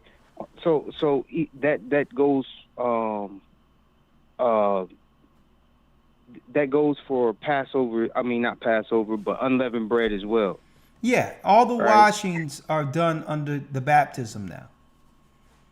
That's why it says he became our high priest after the order of Melchizedek. So now all of those ceremonies is in Christ. The washings is the baptism. Okay, so there's no need in doing it repetitiously anymore. We follow the holy days, but the things that Christ fulfilled when we were baptized, we went through the cleansings of the priest. All right, we don't have to worry about sacrificing animals the same exact under the letter, because Christ was crucified and his blood was shed for us for the holy days. You got it? I got it. My brother. All right. All right. Shalom. Shalom. All right. Okay, we're breaking down soon, Belinda. I'll move through these quick. We need to do 2 minutes per, if we can. All right. We have Shalom, Elder. Shalom. Rawchaa, Elder Lawya. Shalom. Shalom. I have a question. Gratefully, I was accepted into the academy. I spoke with you last week concerning my situation, and I was accepted in the academy, but I didn't find out till late Sunday. So I missed the live class on Sunday. Will I be able to go back and see the live class? Yes, check your email. Okay. So that was my question. And okay, my statement was, I spoke to you last week, and I spoke concerning 2017 when I got hired for a label to be a ghostwriter. Yeah, you was telling me that. And you told me to save that. You told me save that for next week. So I never got to start the job, only because I was praising a hire on my social media, and I believe that that's the reason that he prevented me from taking that job. Okay. You know, because previous to that, you know, I wrote lyrics in praise of the Most High. And I put that also on social media. So I don't know if it was the lyrics that I did write and did put out that also Well, gave sister, the there's label no way indication there's that no way to figure out whether or not that's so, right? There's no way to know, right? The only thing I can tell you is if you want to do music for the Most High, do it. Right? I do music that has nothing to do with me connecting to the world. Take all your gifts and put it into well, that. I heard the music. I love your music. Well, thank you. Thank you. Well, sister, I got to go to the next call, and hey, put your music in and do it, and let's hear what you have to bring forth, all right? Okay, well, real quick, I need help with my music because Sister, when I did write it, sister, I can't take on no projects. What you can do is send an email. Oh no, I'm not asking you right now. Okay. I'm just stating that when I wrote it, I had a different understanding of the Most High, even a different name. Okay. So when I wrote it, I'm not understanding the name was Rawchaa. So now that I know better, sister, just I would switch like the to lyrics up. record and do better. Sister, switch the lyrics up. Once you get it, get that thing working, and make sure you reach out to us with the music. And that's a blessing. All right. Autumn has a comment. Hey, we got some talented people up in here. Just switch the name up and bring it forth. Autumn has a comment. Talk to me. Shalom, elders. How are you all? I'm doing well, Autumn. Yourself? I'm blessed, thank you. I just had a comment. I'm from the California body, and I just wanted to say thank you for this lesson. Coming out of the ideology of being an independent woman and I don't need nobody and all this stuff, it's been a very edifying experience. I was in the Bible Academy and I watched the panel you did with the married couple, and I learned a lot. So all praises. I just wanted to express gratitude because I feel like I was a bit lost in the concept of what a marriage or a healthy relationship would be like prior. Mm-hmm. How a woman should present herself, even if it's not what's normal in the world. I'm okay with not being normal because normal had me absolutely lost. So I really do appreciate you and Elder Lawya for everything you guys did today and in the academy. Oh, and all I praises. just wanted to express. I'm listening. Oh, I was just saying I wanted to express my gratitude. The reason why I was introduced to GOCC is because of my two older brothers. So it's been a journey, but I'm really grateful, and I'm looking forward to just applying what you guys have been teaching, and hopefully, as I prepare, like my mind and my body, to become a wife, I'll really be able to have that position and hold it down. All praises, all praises. How old are you, young lady? All praises be to the Most High. How old are you? I'm 24. 24. I just turned 24. That's good. Mm-hmm. And your father, how's he? What'd he do? My father is good. Okay. Our relationship was a little rocky in the beginning, but that wasn't at any fault of him not wanting to be there. I just think that in his young age, he wasn't, there was just some things that he didn't understand as far as raising a daughter. Is that what he told you? So we've had a lot of conversations. Okay, because that's good. It's, kind of awkward, but I just had to learn to listen to him and, get his perspective. And thankfully, I never had a mother that took him to court or, talked down on his name. So there was a lot of things that I just had to figure out on my own. Well, so, that's good. That's good. Yeah. So my Okay. father and I, we have a great relationship. All right. Well, sister, hey, we're glad to have you as part of the body, and I'm sure you're gonna make some young man, you're gonna make some young man happy. You're gonna be a good wife. Just stay humble, and don't listen to the noise. Because at the end of the day, I don't care what people put online and all that. There's no such thing as a perfect happily ever after marriage. That's ridiculous. That's Disney. Yeah. So definitely, the Bible says, hey, even if you get married, there's going to be trouble in the flesh. Because why? There's going to be struggles because a struggle began with how all of this started with our father and mother, Adam and Eve. arguing, blaming one another, whatever the case is. But at the end of the day, if both of you on the same agenda, which is the kingdom of heaven, and each as individuals, man and woman, embrace your role. And your role is that commitment the Most High made in you. And then, everything else, disagreements or whatever, you can overcome those. But don't let anyone ever, once you get a husband, don't let anyone get in between that. Be his rock. I won't. Help me. Don't let anyone just listen to what he say. And especially if he's a good man. All right. And if he's veering off, help steer him back right. Okay. And I'm sure he'll do the same for you, because ain't nothing out here. All right. All right. Thank you, sister. All right. Thank you. You're welcome. Humility. That's good. She has a humble spirit. Aaron has a question. Hey, Ron. How you doing, Elder? I'm blessed by the best. How are you?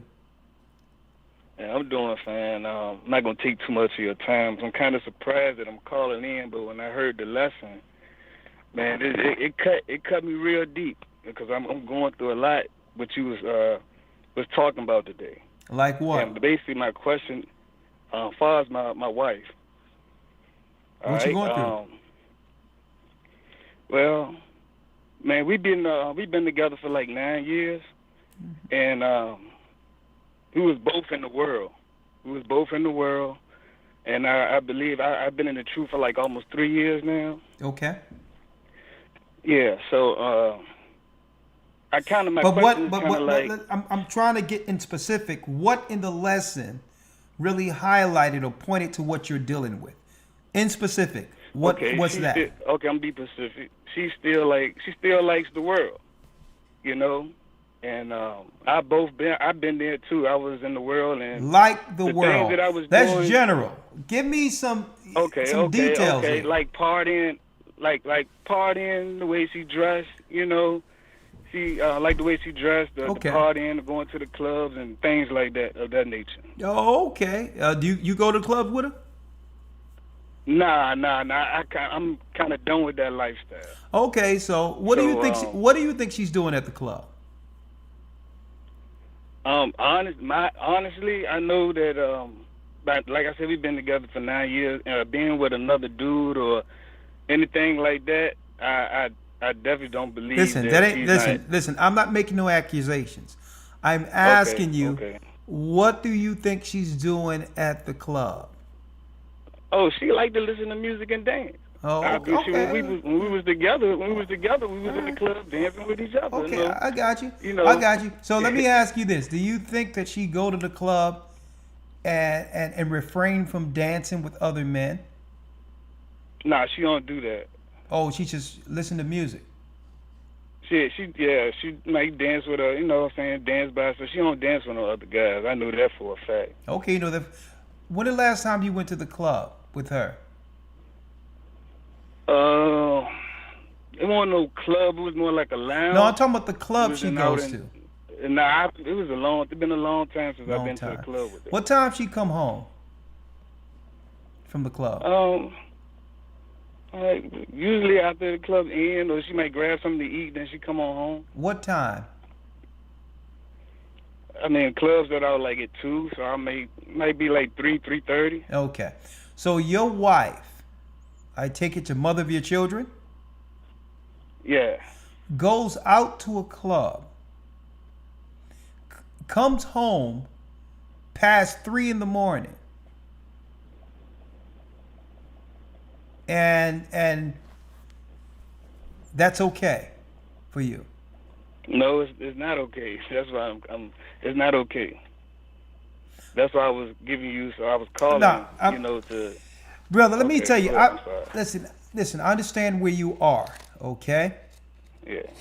The reality of what happens when a woman goes to the club, in order for a man to stay with a woman, he has to create what he believes is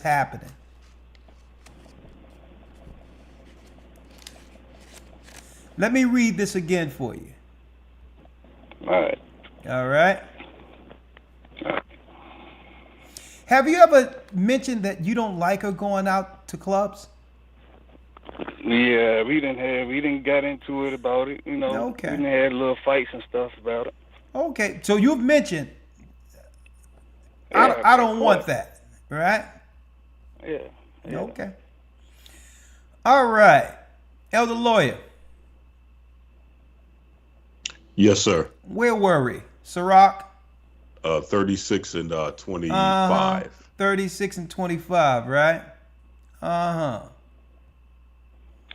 All right, I'm going to go there again, young man. How old are you? I'm 38. 38. How old is she? She's 41.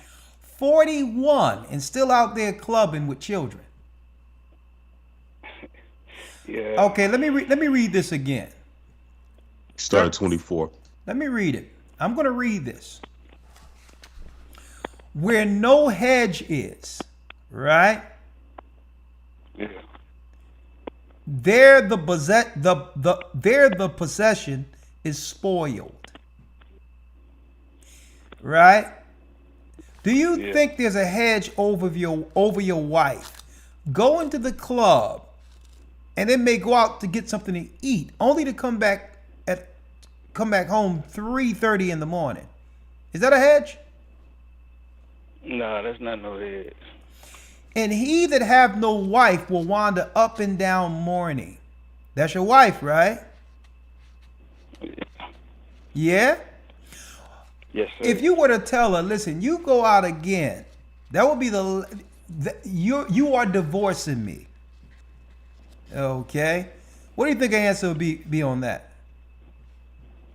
What do you think she'll say to Man, I you? don't know. That's gonna lead to a big fight, man. That's all this gonna lead to. No, not a fight. And then that's not a fight. This is one sentence here. Yeah. This is one phrase here. You go out at any time and you got my children and you out there in the streets, the next time you do this, we're no longer together and we got to discuss what happened with what's going on with these children. So you say she argued with you. So what, she talk down to you, or what she do? How that go? You know the typical, of I'm being controlling. You know that everything you talk, you talk about the controlling. That they still got that whole that independent lifestyle thing going on. She kind of struggles with that independent lifestyle thing. That things. Basically, the things that you be talking about. Brother, why do you think this woman is running all over you?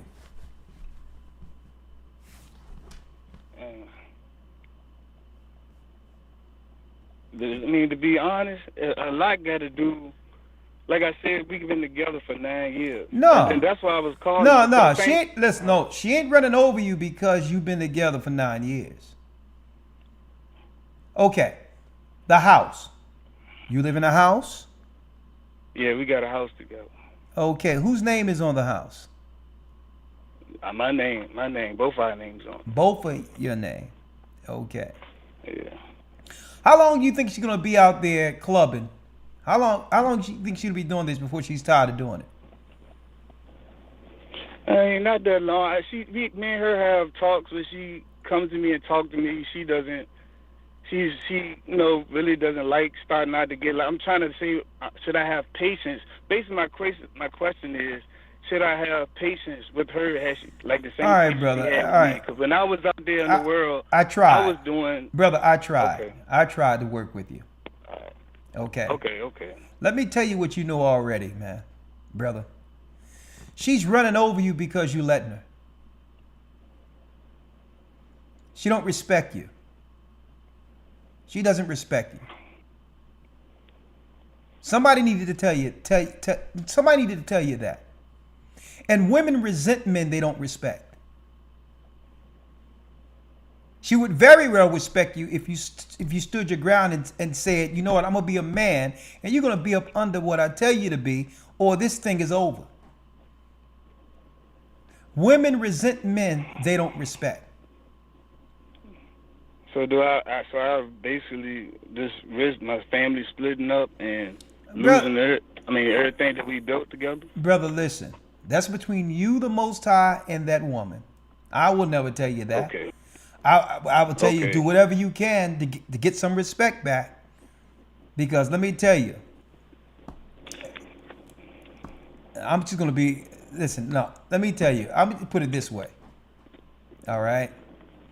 Any woman that's going out there in the streets and coming back 3:30 in the morning is doing things that she could never tell the man she's with she's doing. Okay? I agree with you. I've been out there. Can I say one thing? No, listen. Can I say one thing? Okay, I'm listening.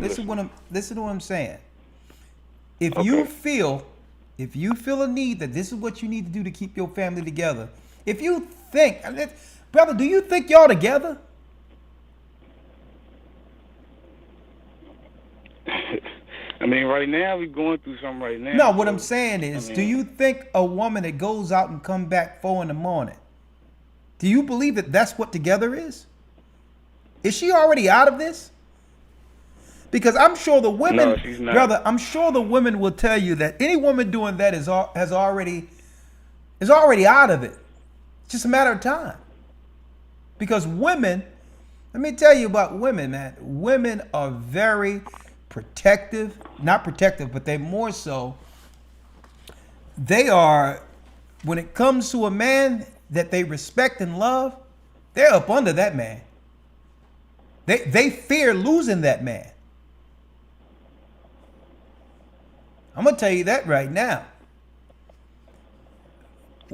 Women are they get attached. Women are attached creatures. More than men. They are attached people. So if she's out there against your wishes, she's detached already. And you saying the clothes she wears, she wear club clothes? Describe these clothes. You with me? Did I lose you?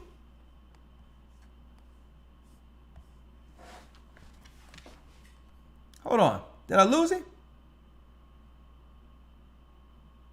You there, Aaron? Hello? You there?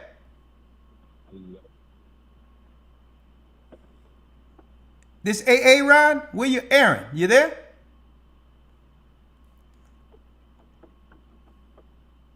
I'm just gonna tell you straight out, right? The brother, I don't know if he dropped or what's going on there. And brother, I'm not trying to shame you. I'm not trying to say anything, but it comes a time where, as a man, you have to put your foot down. And I just have to give you the reality that a woman that goes out 3:30 in the morning with children doesn't respect her husband. And she's going to push the envelope until you take a stand. I'm not telling you to blow up your home, but I'm telling you, you need to set some rules that she must abide by. Okay? Or you both can, as adults, come together and say, and understand how we need to dissolve this. Because I'm not going to have no woman out in the streets 3:30 in the morning.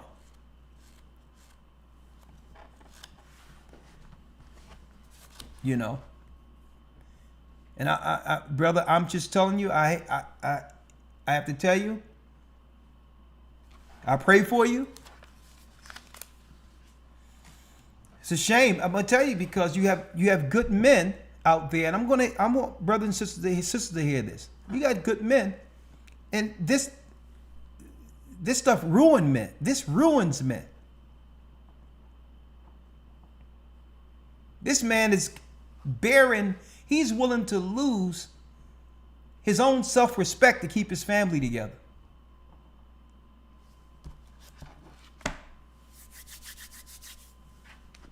I pray for you, my brother. I pray for you. You there? Aaron? Are you there, brother? Hello? Hello? Is this a different Aaron or the same Aaron? This is a different Aaron. Yes, yes, my brother. Go on. Yeah. Shalom. Oddly enough, I'm in the same situation, and same situation as what? the other Aaron. So another Aaron, and not only that, you understand you don't have a regular name. Aaron is a high priestly name, right? That in of itself, right. That name is majestic, right? So you're saying, unfortunately, you in the place with this that Aaron is in, where okay, go on. I'm hearing you, my brother. So my question is,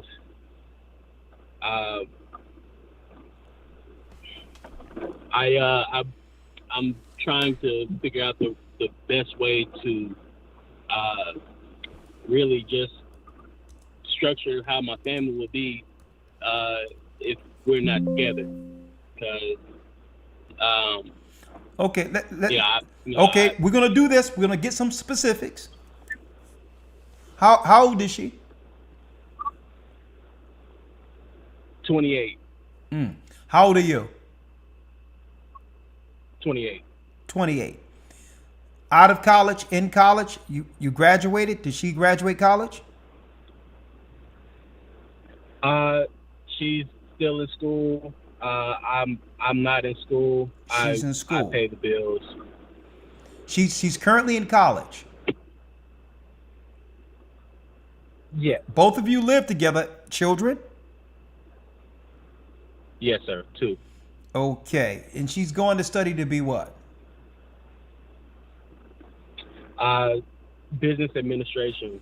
Business administration. So I take it she's going the strong independent route, correct? And she has no desire to go into this new direction you found it with the Bible. Is that correct? Correct. Okay. All right. Bible.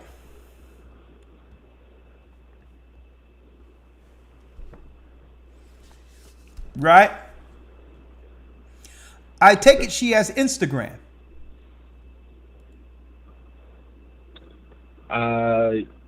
Facebook, not Instagram, but Facebook. Okay. And she go out clubbing and all these others. Yes, from time to time. Yes, sir. Time to time. How do you feel about that? Do you go clubbing? No, I don't. Where are the children? Hold up. Where are the children when your wife's clubbing? They're with me. Okay, let's get this together real quick. Let me see if I got this straight. You babysit while your wife go bar hopping. Yes, sir. How does that make you feel? How do you feel with the kids while she's doing this? Do you think that she's out there, just repelling men? Do you think she's repelling men, or do you think that men are making advancements towards her? She's a beautiful woman. Men are making advancements, and now, in the moment when I'm with my children, I'm using that time to go over the Bible with them, so I'm not thinking about it then. But once they're asleep, I'm like, yeah, it's no good. And the house is in whose name? Mine. Oh, her name isn't on it? No. Okay. All right. Now we're working. Bible.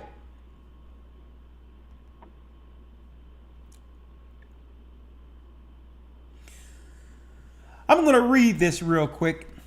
Ecclesiasticus, Sirach 25 and 23. A wicked woman abateth the courage. You know what that means, abateth the courage? No, sir. Okay, let me break it down to you. I would say she's stripping you of your manhood. Abative the courage is taking strength from you.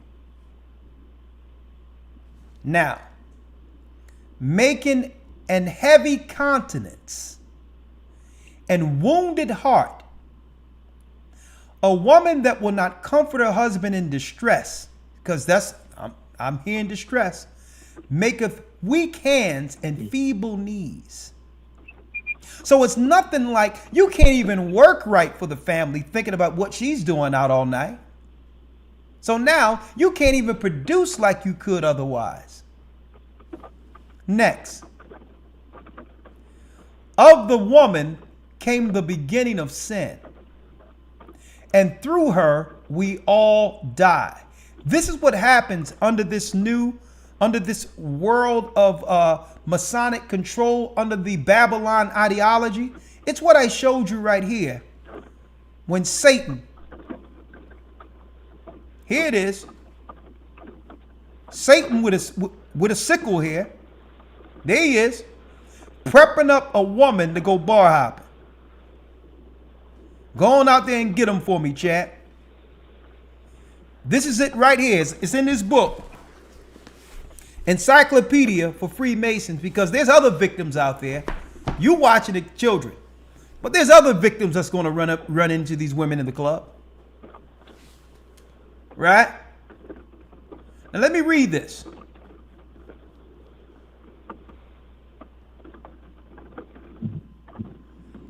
Give the water no passage.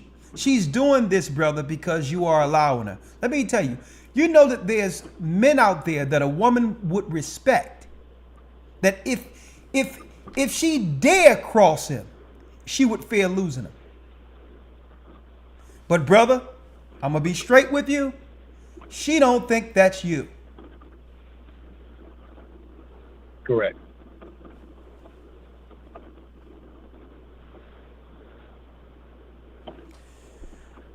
Give the water no passage, neither a wicked woman liberty to gad abroad, being all over the place, out there in the streets. If she go not as thou wouldest have her, cut her off from thy flesh. That means stop dealing with a woman like that, and give her a bill of divorce and let her go. Because why? She's already connecting out there. Women are very, let me tell you, they attach themselves to a man. You have women who will do what? They will cut off girlfriends and stop speaking to family when they respect and at the same time trying to keep a man, from moving past her. Women are the attached creature, not the man. Women are the attachments. If she go not as thou wouldest have her, cut her off from thy flesh and give her a bill of divorce and let her go. And brother, if you told her right now, I'm going to pose the same question to you. If you told her, listen, the next time you go out, you're divorcing me. Okay? Next time you go out, you're divorcing me. Okay? You're going to be up under my rule and follow my direction. And what do you think her response would be? That I'm tripping. No. That I'm yeah, that would be her response. See, but if she if she says what? You're tripping. What she's doing now is diverting the conversation. Okay, we're not going into what I'm doing.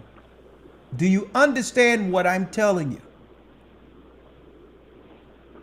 Yes, the next time you go out there in the clubs, and I know what happens out there, you are leaving me.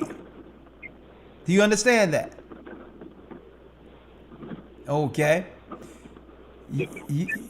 Men have to stop allowing conversations to be redirected. Okay? You have to stop that. Do you understand that? That next time you go out there, a matter of fact, what you want to do now, because the next time you go out there, that's the end of our relationship. Okay? And honestly, be honest with me, brother. What do you think she'll do? Do you think she'll say, well, we might as well get a divorce? I don't think so. Okay. That's it'll good. It'll be something long and dragged out. But I mean, at this point, I'm from listening and like just reading. It's what I have to do at this point. So I have to take my loss if I gotta take my loss. So it doesn't matter what tonight. she says. Okay, let's do this. Tonight is the Sabbath, right? The Sabbath of the Most High. So many things are going on in the earth right now. Where is she? You're listening to a program, and I'm sorry about that. Friday's coming up, right?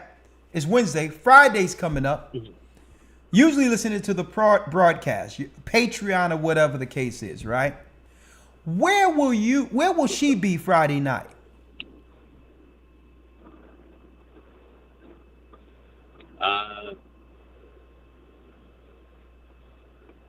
Probably out. You'll be observing the Sabbath Friday night, and she'll be out clubbing. Yes, sir.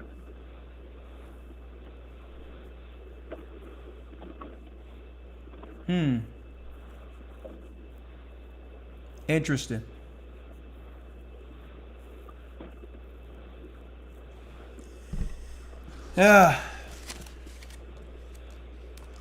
When did you find the truth, young man?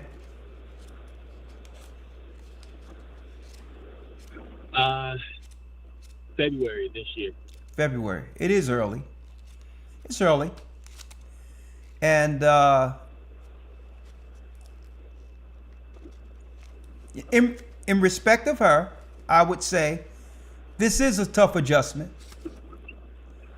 Because really, it's not her who's changing, it's you who's changing. Right? So you're putting something on her. Correct. Right? It's you who have renegotiated the deal from her standpoint, right?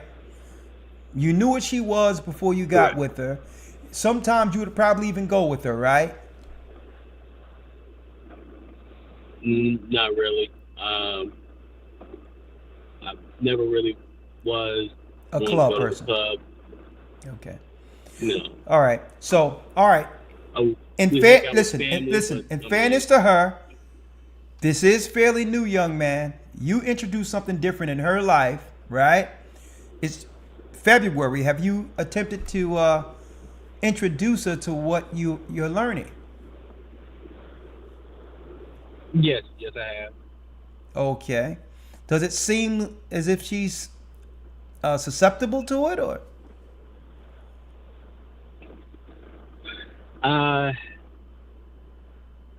Not really. Not really. Okay. Next question. Now this is going to be a tough one.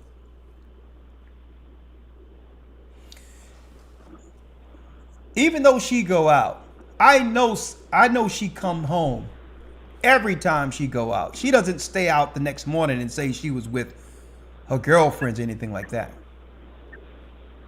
No. Oh, no. Okay. All right. Okay. Well,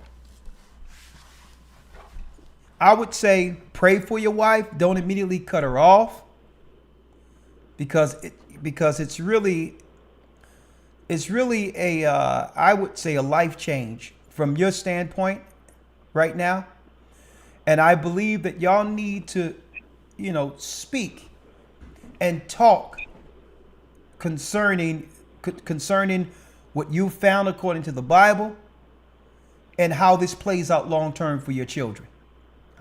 You should speak to her about that. right? This Bible is making me a better man, and this is the life I want for my children.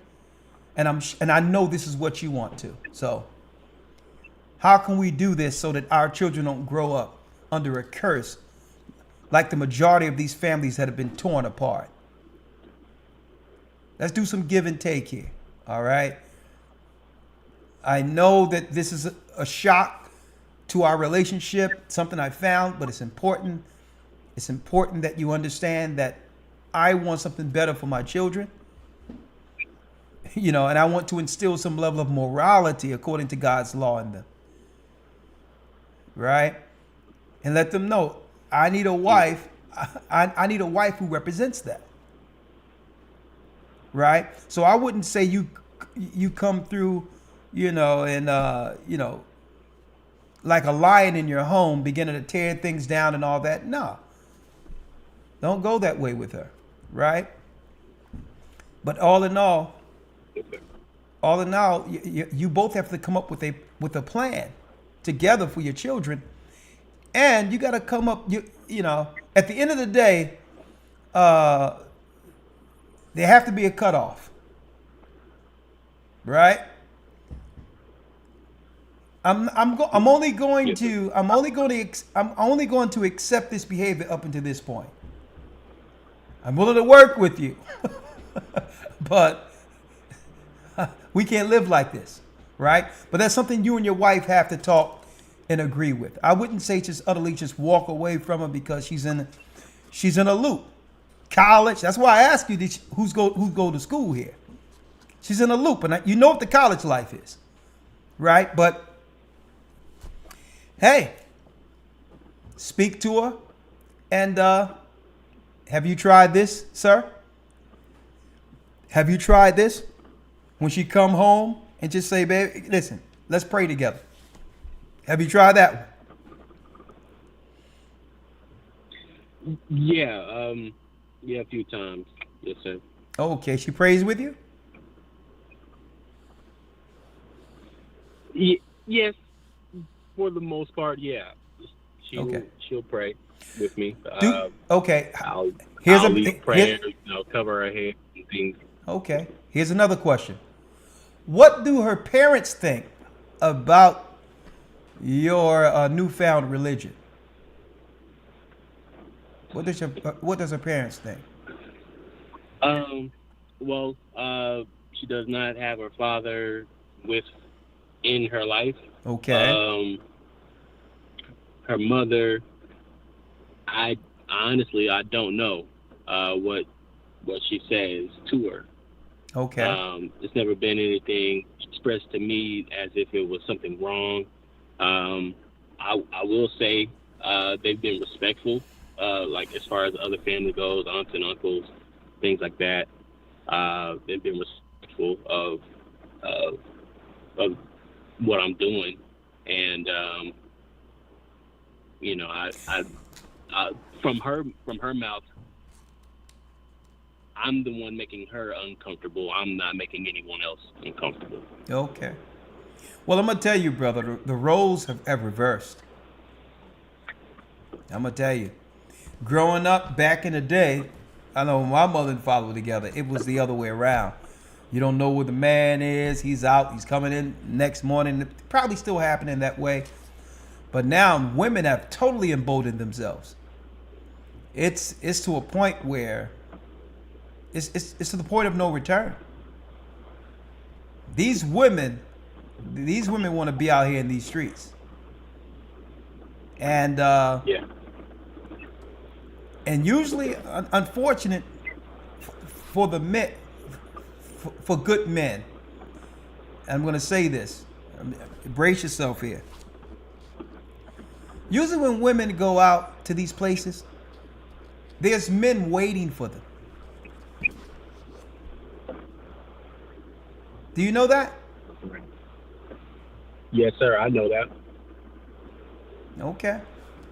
When I say there's men waiting for them, there's men that they know are there waiting for them. Yes, sir. Do you know that? Yes, sir. Absolutely. So you know there's men waiting for your wife to show up at the club. Yes, sir. Okay.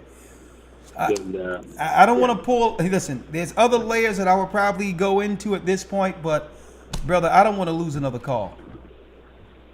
All I have to say is, there's nothing out there in those streets, brother, and you know it. I'll pray for your family. Don't give up on her. But all in all, it has to stop. It has to stop. Yes, sir. And she knows better. She know it must stop. But brother, like I told the other brother, women who respect a man, they don't do things like that. They fear losing that man. So the whole deal is you're going to have to become the man she fear losing. Any man that'll babysit the children and while texting his wife, babe, what time you going to be home? I got the food waiting. I got the food in the warmer. My food getting cold. Any man on this side of things doing this, a woman could never respect. And I'm gonna put it this way. I'm not going to say it. I'm good. I'm not going to say it. At the end of the day, there's I'll say this, brother. I'll say this, Aaron. Women get together with their girlfriends and laugh at a man like that.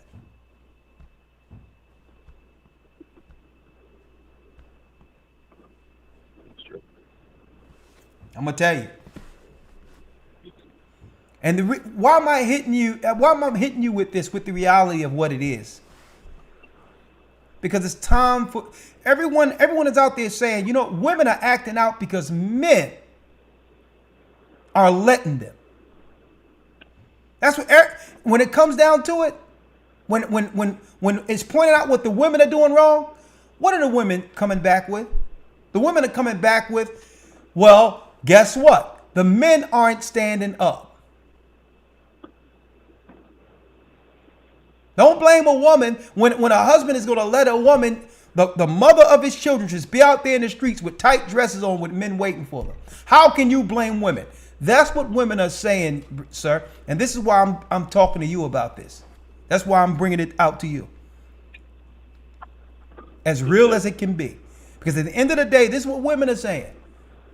We're waiting for leaders to stand up, waiting for people to lead us. And how can they lead us when they're letting their women just do whatever they want to do? Don't talk to us, Elder Rawchaa. Listen to these men who are sitting there. That's right, watching the children, keeping the food warm while she's out in the streets. So what can you say to women, Elder Rawchaa, when your men are allowing us to do this?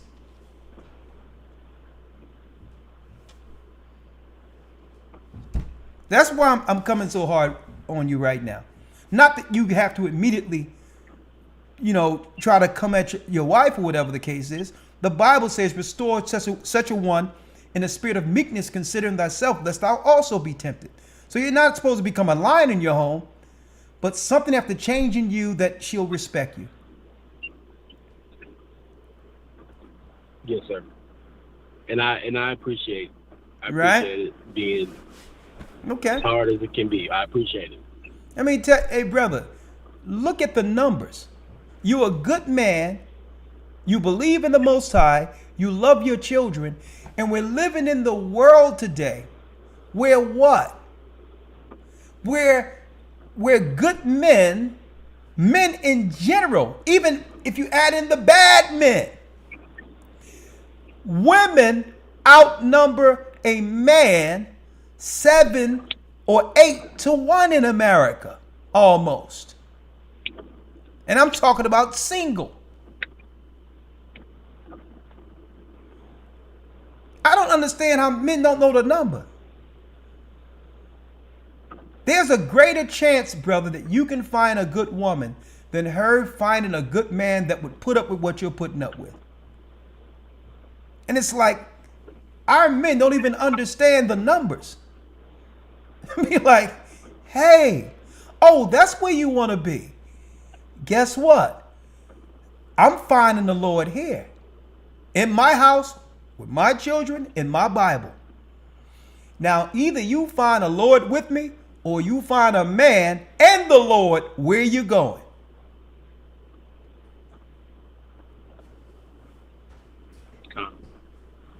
And you know what? She'll respect you because you stand for something. A man that's convicted, and if you really say that you believe in this Bible, that's what she's thinking in her mind too. Here it is, a man believing the Bible and is allowing me to do all this. Which means she doesn't even take what you're learning seriously. So at the end of the day, brother, you're gonna have to stand up for yourself, for your own self-respect.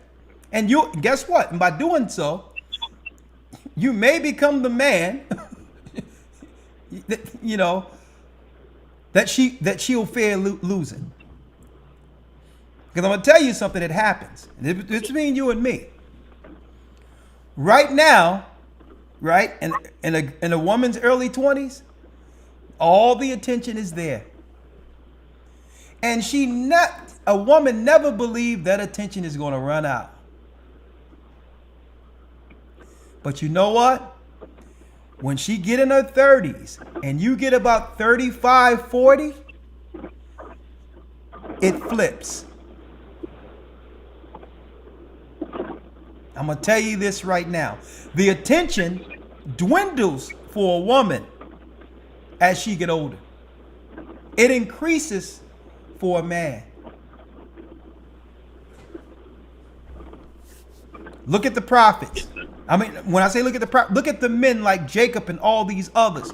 The great men in the Bible. The age they were at when they actually filled out all the way. And look at their interaction when it comes to how they dealt and understood the interaction with women. Right now, she think the attention never is going to run out. But guess what? 35, 40, 45, 50, young man, let me tell you, it's going to be a total role reversal.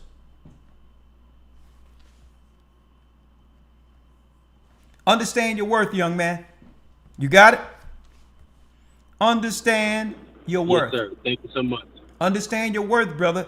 If you are a prince, Israel means to become a prince or be a prince of God. Walk like a prince. Majestic. Like, listen, hey, I'm looking at the numbers, right? And there's a greater chance that you will find another one of her than she can find another one of you. Yes, sir. And brothers and young men, you have to have more pride in yourself. To not accept disrespect. You don't have to be vulgar or, boisterous and argumentative. You don't have to be that way. Be calm, cool, relaxed, confident in the Most High. And say, listen, you know what? I have to draw the line when it comes to the disrespect thing. I will not be disrespected by a woman I'm taking care of. It's not going to happen. Okay? So, brother, you have to make a choice because at the end of the day, your work is going to pay off her debt. Okay? I'm going to tell you what's going to happen. Your work is going to pay. She's in college incurring debt that she's going to expect some man to pay off. So if I'm going to do all this, provide for you and pay your debt and all this, you're going to at least respect me. All right? So, brother, either she do right or you're gonna get up from under a bill. She's going to all this school. That's gonna cost money, and she want to put that debt on you? Nah, it's not working that way. Stand up, young man. Understand your worth. Yes, sir. Thank you, sir. My brother, Elder Lawya, I'll talk to you tomorrow. That concludes our broadcast. May the Most High be with you. Stay prayed up, sin not, and that's right, brothers and sisters. Beware of the ideology of the beast. Shalom. The ideology of the harlot.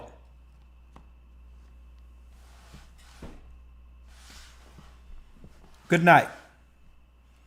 HistoryTimes.org. I'll see you Friday, brothers and sisters, for the Patreon. Hey man, I may have to open up a broadcast strictly for brothers with the Bible open. Maybe that's what the Most High showed tonight. Brothers call in, Bible open. Oh man, I think that is a good idea. Well, Shalom. Keep in mind the Most High is calling back Israel.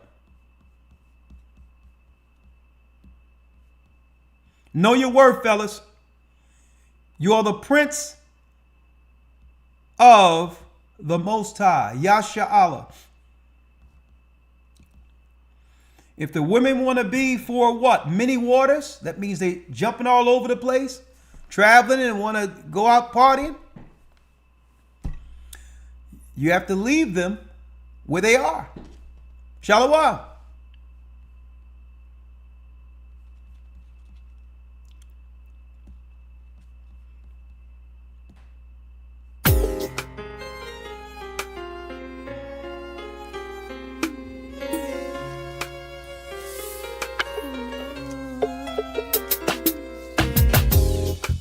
The East is where we're from.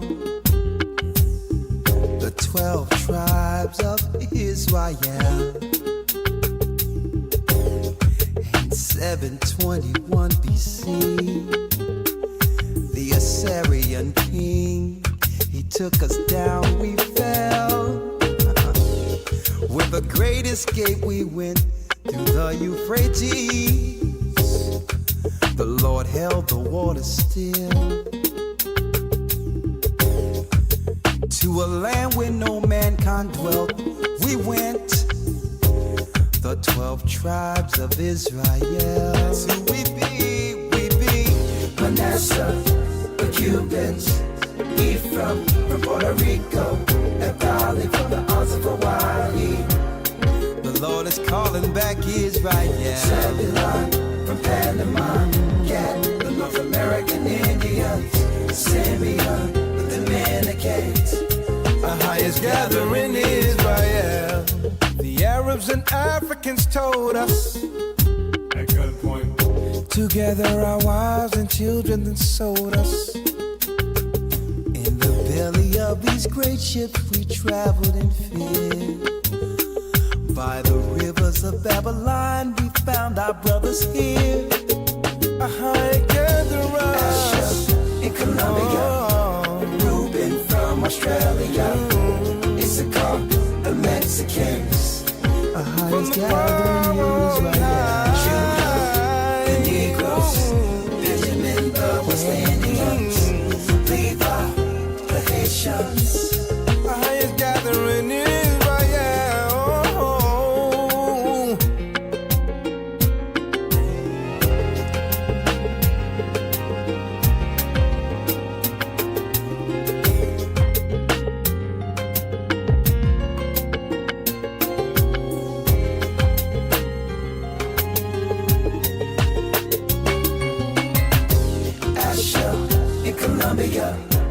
Reuben from Australia, Issachar, the Mexicans. That's who we be, Judah, the Negroes, Benjamin the West Indians, Levi the Haitians,